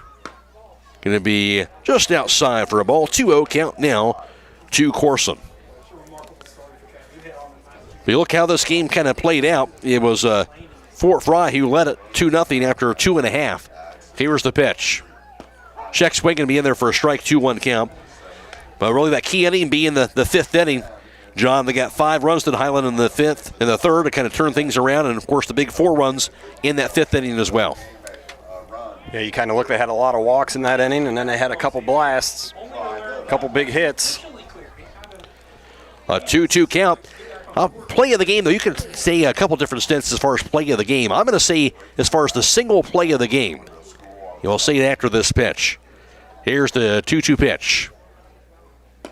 Down low for ball, 3-2 count. I'm going to go back to that first inning.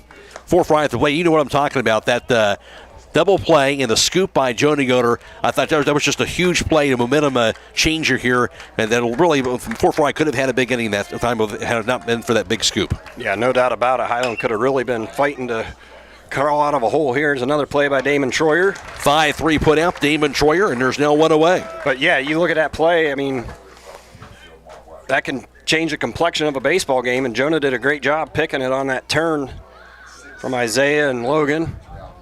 Kind of stemmed the tide a little bit and, you know, they've had 1 run in 2 innings, and we got 5, 4, and 2. So yeah, putting multiple runs up is a big deal. And Clayton Tools now at the plate. There's the pitch. Outside for a ball. Of course, that play of the game being brought to you by Hobron's Insurance. And now 4 Frye down to their final 2 outs.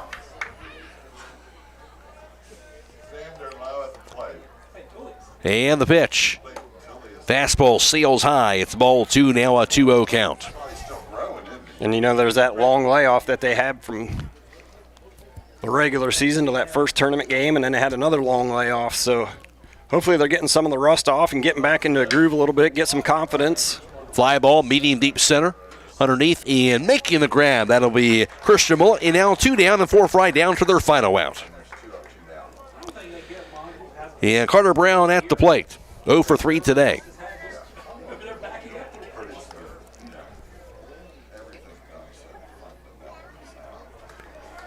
Hawks looking for their 6th consecutive district championship. Here's the wind, the pitch. Inside, that hit him. Right on the elbow guard. That's why you wear that. Yeah, I guess so. Wow. That sounded loud, too. He hit flush. He's not happy about it. No, I think he liked that. So he's the first 2 down here. Xander Lau will be at the plate. But you think about Hiland, too, with this string, what they've accomplished. Of course, obviously, there's 3 straight state titles, but just winning a district title for a 6th straight year. This 4 Frye team has had a good baseball program. They haven't won a district title since 1992. So we kind of take that for granted, I think, sometimes, John, what this program has accomplished. Yeah, it's pretty incredible, And a lot of it just, you start them at a young age, they put a lot of work in, and then when they get to high school, they put even more work in. That pitch in there for a strike. Here's the 0-1. High for a ball, makes it a 1-1 count now to Lau. And, if you look out there on the field, all these kids, except for the center fielder, Christian Mullet, pretty much one-sport athletes, but you got to give Christian a lot of credit. Yeah. A jam job on the swing, off the handle, goes to 1-2. He's an All-American soccer player. Yeah. And he's out here playing baseball and helping this team out.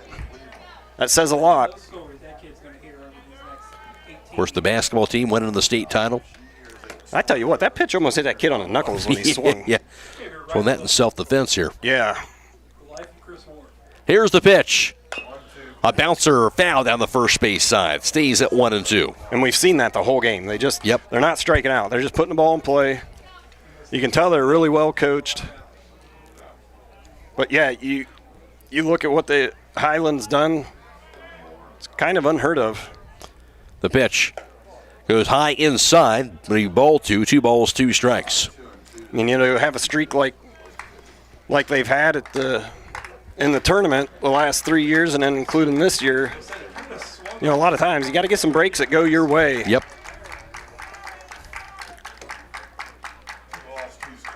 Andre the pitch. It'll be a called strike 3. That'll do it for the inning and the ball game. And the Hawks going to get themselves a victory by the final score of 11-2. And Hiland will capture their 6th consecutive district championship. Stay tuned. We'll be speaking with Hiland head coach Chris Davis coming up next on WKLM. Loading the kids in the car, brokering peace in the back seat, mastering the snack handoff without even looking. Why are simple things sometimes so complicated? Thankfully, with auto owners, insurance doesn't have to be one of them. We work with independent agents who keep insurance simple, so you can worry about more important things, like figuring out what's growing in that cup holder. That's simple human sense. Contact your local auto owner's insurance agent. Hobron's Insurance Service, 170 South Clay Street in Millersburg. Call 1-800-340-3767. Hey, Scott, your grill ready for the weekend? Ready? I polished it, named it Sir Sizzles, and told the neighbors, mind your own burgers. Then fire it up with grill-ready deals at Rudy's IGA. Get certified Angus beef porterhouse steaks for $15.48 a pound, flat iron steaks for just $8.48 a pound, and 80% lean family pack ground beef for $5.48 a pound. Plus USDA boneless pork loin roast, $2.28 a pound, Southern Seas easy peel shrimp, $5.98, country style ribs for $2.68 a pound, and Johnsonville smoked sausage for $3.98. Now through Sunday at Rudy's IGA Marketplace, where the Grill Masters shop.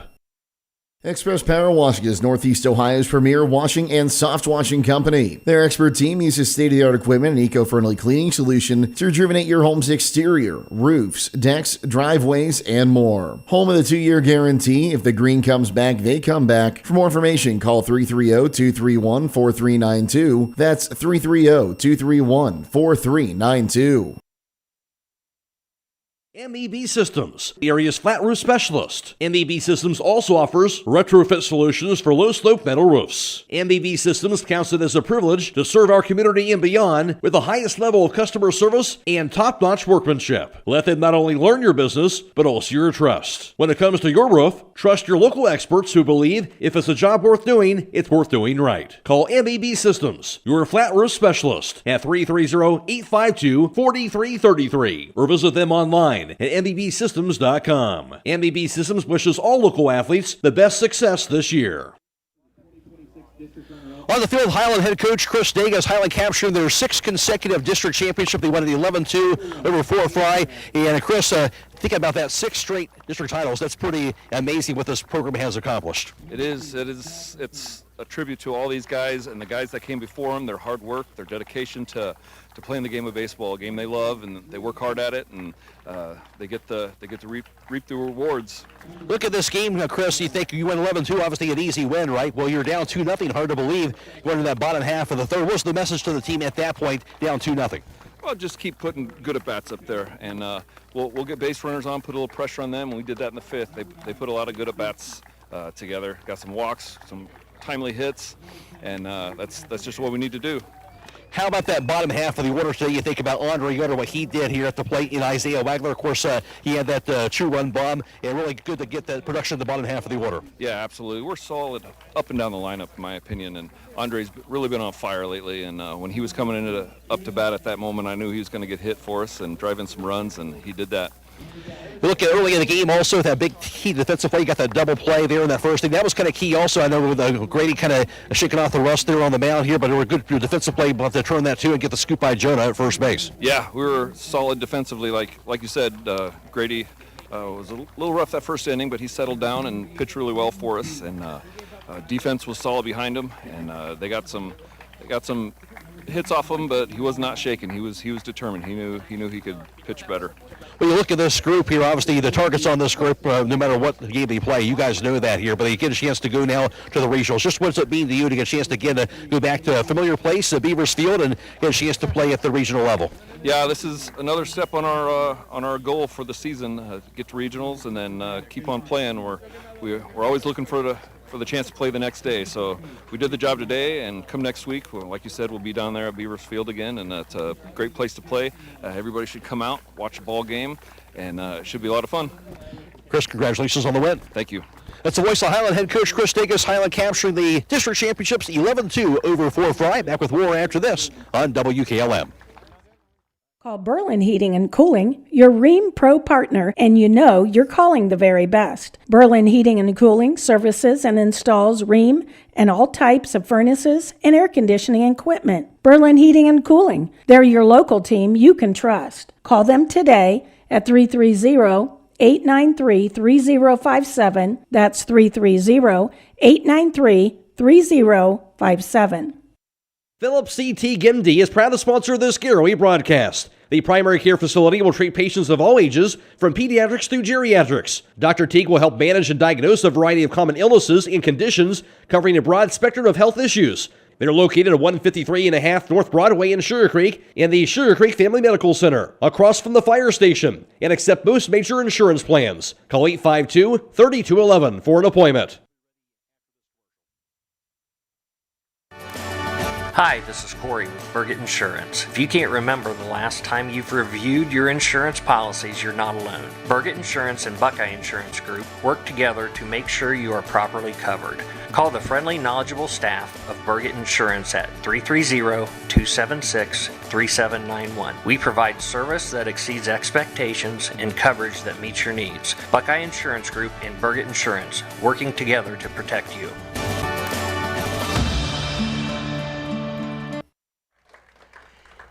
And the Hawks keep picking up their medals here to capture the district championship. We'll pick up that right now here on the field here at Ridgewood.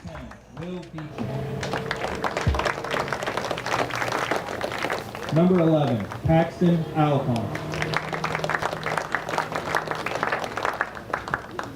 Number 12, Brody Miller. Number 13, Mike Miller.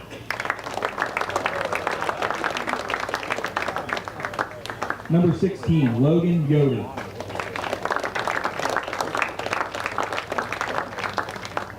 Number 18, Ben Hostetler. Number 21, Grady Monigold. Number 22, Andre Yoder.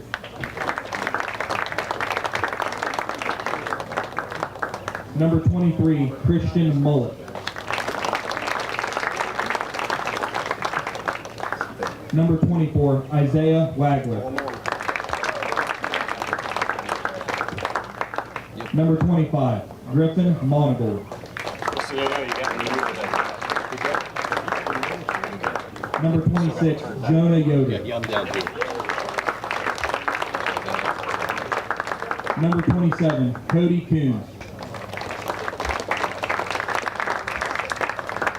Number 40, Solomon Yoder. Number 41, Caleb Troyer. Number 42, Isaiah Troyer. Number 44, Hunter Miller. And number 45, Jared Miller.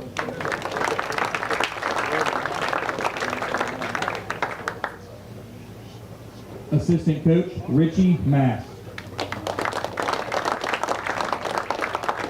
Assistant coach, Chad Wagler. Assistant coach, Jordan Yoder. Manager, Samson Miller. And manager, Demarius Yoder. Head coach, Chris Davis.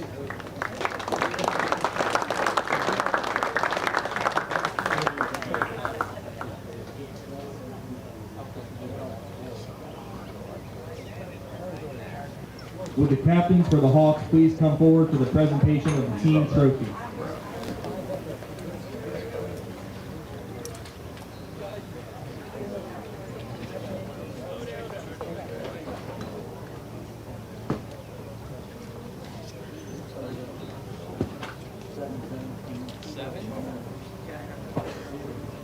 Hawks getting presented with that team trophy here. Of course, capturing the district championship for a sixth consecutive season with their 11-2 victory today over Fort Frye.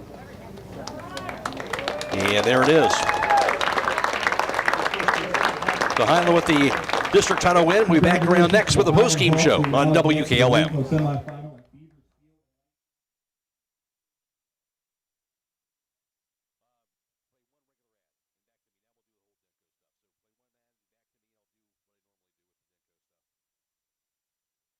There may be other choices out there, but when it comes to tires and service, there's really only one place to go. Millersburg Tire Service. In business for over 73 years, it's not just about the prices, it's about the people and the service. That's why service is in their name. They started back in 1953 from humble beginnings, and today they continue serving homes in the surrounding counties with a beautiful showroom, modern facilities, and even a front porch where you're always welcome. They treat people the way you want to be treated. With all that, there's no reason to go anywhere else. Millersburg Tire Service, located on State Route 39, east of Millersburg. Tonight's post-game show being brought to you by Denko Marketing as the Hawks get the win today in come-from-behind fashion as they went 11-2 to capture the Division VI district championship. Fort Frye led 2-0 at one point. They scored a run in the top of the first and also a run again in the top half of the third inning. And had just, for them, 3 hits in that span there to take that 2-0 lead. But then Hawks came back with a huge bottom half of the third, scoring 5 runs, including the RBI double by Griffin Monigold and a 2 RBI single by Andre Yoder. And Hiland, with that big inning, they would take a 5-2 lead, and they wouldn't look back from there as Fort Frye would not score again. The Hawks would score again themselves with 4 runs on 2 more hits in the 5th inning. single in that inning by Joe Neoder, but also got the big one, the 2-run homer by Isaiah Wagler. And Hiland at that point would take a 9-2 lead. They would add on 2 more runs in the 6th. And the RBI single, of course, by Joe Neoder, and also an RBI single as well by Mike Miller. And Hiland goes on to get the final score in the victory by the score of 11-2 to capture their 6th consecutive district championship. Back after this with the final numbers from Denko Marketing. Denko Marketing and Tricor Industrial, 2 reputable entities, are the proud sponsors of this broadcast. Denko takes pride in distributing garage door parts and producing specialty tools, serving customers at home and abroad. Need superior tools for your project? Head to Tricor Industrial on Bowman Street in Worcester, boasting an impressive lineup of Milwaukee power tools, Wright tools, grade 5, grade 8, and stainless steel fasteners. While visiting, don't overlook their steel blue work boots and wide selection of drill bits, taps, and dies. Denko and Tricor, proud partners of making an impact in your community. The Hawks went in to capture the Division 6 District Championship. They won 11-2 over Fort Frye. Hiland had 11 runs on 8 hits, 3 errors, and 6 left on base. And for the Hawks, Andre Yoder, a big day at the plate, going 2 for 3. He had, of course, the 2 RBI single in that 3rd inning. He would walk and also would score 1. Of course, Isaiah Wagler had the 2-run homer in the 5th. He went 1 for 2 at the plate. He walked also and would score 2 times as well on the day for the Hiland Hawks offense. Brady Monigold going 1 for 3 at the plate. He would have a walk and also would be hit by a pitch as well for the game. Jonah Yoder had a pair of hits. Jonah went 2 for 3 at the plate. He also had a RBI. He would walk 1 time. He would also score a pair of runs with Jonah for the contest as well. And Mike Miller went 1 for 3 at the plate with an RBI, actually 2 RBIs today, and also would walk, and he would score a run. As for Fort Frye, they had 2 runs on 6 hits, no errors, and 12 runners left on base for the day. And for them, Jack McCurdy, their leadoff guy, went 2 for 3 with a double, a walk. He would score a run for the Hawks, for Fort Frye here for the contest. And Chatham Corson went 1 for 3 with a walk and also had a run batted in. Clayton Tullis went 2 for 4 at the plate. He had an RBI. On the mound for the Hawks, it was Grady Monigold, who at the first 4 innings, he allowed 2 runs, 1 earned, 3 hits allowed, he struck out 3, walked 4, and hit a batter, while Andre Yoder would close it out the final 3 innings, allowing no runs, 3 hits allowed, he struck out 2, walked nobody, and hit a batter. On the other end, getting the loss for Fort Frye was Keenan Bradford. The senior went 4 innings, allowed 6 runs, 6 earned, 4 hits allowed, he struck out 4 and walked 6.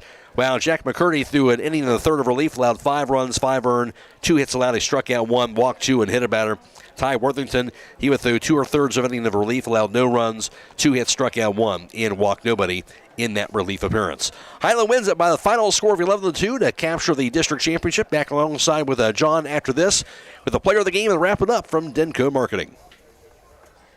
Denko Marketing and Tricor Industrial, 2 reputable entities, are the proud sponsors of this broadcast. Denko takes pride in distributing garage door parts and producing specialty tools, serving customers at home and abroad. Need superior tools for your project? Head to Tricor Industrial on Bowman Street in Worcester, boasting an impressive lineup of Milwaukee power tools, Wright tools, grade 5, grade 8, and stainless steel fasteners. While visiting, don't overlook their steel blue work boots and wide selection of drill bits, taps, and dies. Denko and Tricor, proud partners of making an impact in your community. Hiland a victory as they get it 11-2 win over Fort Frye. They win the district championship game. Matt Croy alongside John Monigold for the contest. And start off slow. Hiland down 2-0, John, but really, as we talked about, that huge 3rd inning kind of turned things around. Yeah, you talked about it. They got that double play in the 1st. That was the play of the game because it could have gave Fort Frye even more momentum. But you look back at that 5-run inning, there were a lot of key at-bats where didn't necessarily result in a hit, but they worked the count, got a walk, and then they had a double by Griffin to get things started, and then Andre came up with a big hit. And, really that's the difference in the game. And if you look back at the last 3 years, to get to the state tournament and to win a state championship, you need contributions from everybody in that lineup, 1 through 9, and everybody on the field. I mean, you could go back and name certain plays that each individual player made to help the team win, and that's, Coach Dagas talked about it. The depth is a major factor, and, you saw Isaiah Wagler from the 9-hole hit a 2-run home run. Not many teams have that, and to have that capability, 1 through 9, it helps because any given day, somebody can step up and give you a great offensive performance like that. Yeah, I wonder also, each team's different, each opponent's different, obviously, but you talked about this key at bats here. I think having a good approach at the plate, that translates to the next game, right? Oh, yeah, absolutely. They've had, it's hard to play baseball if you don't play it every day, every other day. There for a while, they were playing 4 games in a week, and you went from playing 4 games in a week to 1 game in a week, and now this week you had 2 this week. So no matter what anybody says, it's hard to stay sharp if you're not getting live at bats in a game situation. So get that rust knocked off, and they'll get back to work, and I'm sure they'll have practice tomorrow. Table Rock Pizza Player of the Game going to go with Andre Yoder. You've been talking him up here, and he proved you right here today as he come through with another couple big hits today. Got on base 3 times, and obviously came in relief on the mound also, but had a 2 RBI single in the third, and a guy that really is one of those guys you're talking about that's swinging so well at the bottom half of that order. Yeah, he kind of got inserted in the lineup there in the middle of the order, and he's just kept hitting ever since. He's had a really good approach, and he works the count to where he can get a fastball. And even tonight here we saw he got a first pitch fastball and he jumped all over it. So that's exactly what you want to do. You want to let that off-speed pitch go and look for a fastball. And Andre's been seeing the ball really well. And then you can't say enough. He came in and put zeros on the board when they needed him. Andre Yoder, our Table Rock Pizza Player of the Game. Just to kind of wrap it up here, John, obviously the Hawks moving on to the regionals for a 6th straight year. We talked about how amazing that accomplishment is, but got a chance to take on Waterford next week, but again, at a place that Hiland is surely kind of a second home now, right, over at Lancaster. Yeah, you can't take it for granted. You got to enjoy every moment and every win, and, it's not as easy as people think. I don't know how many people have said, hey, can they win 4? Hey, can they win 4? I mean, it's really hard to win 1. So to do it 3 years in a row, and these guys are going to give it everything they've got. There's no doubt about that. They're going to be well prepared. The coaching staff, they've been scouting. They're going to go down there expecting to win, and that's what you have to do. Just for perspective's sake, the last time Fort Frye won a district title was the year that their head coach was born, and he was telling you that down there. So, again, this isn't easy. It's not easy, but Hiland getting it done once again. So the Hawks win at 11-2. They go to now 22-4. They'll take on 19th ranked Waterford next Wednesday, June 3rd at 5 o'clock at Beavers Field in Lancaster in the regional semifinals. For Fort Frye, they'll end their season with a record of 22-6, snapping an 11-game winning streak in that fashion. And to wrap things up for us, we do want to thank our video live stream partners, of course, from Claxon Communications, allowing us to bring you this live stream coverage for today. Abby Jones, of course, the producer. Natalie Holbrook worked the cameras. And thanks to Blaisdon Mullins back at the studio as well. For John Monigold, I'm Matt Croy, and the post-game show brought to you by Denko Marketing. Stay tuned for tonight for High School Scoreboard. All those area tournament baseball and softball scores for you every 15 minutes all the way until midnight. Also, check our social media tomorrow on Instagram and also the WKLM Facebook page, as Phoenix Price will be posting all those great photos here from the trophy ceremony here tonight, as well as throughout the game from this Hiland Fort Frye contest. One final time in district championship baseball. Hiland is a winner, 11-2 over Fort Frye. So long, everybody.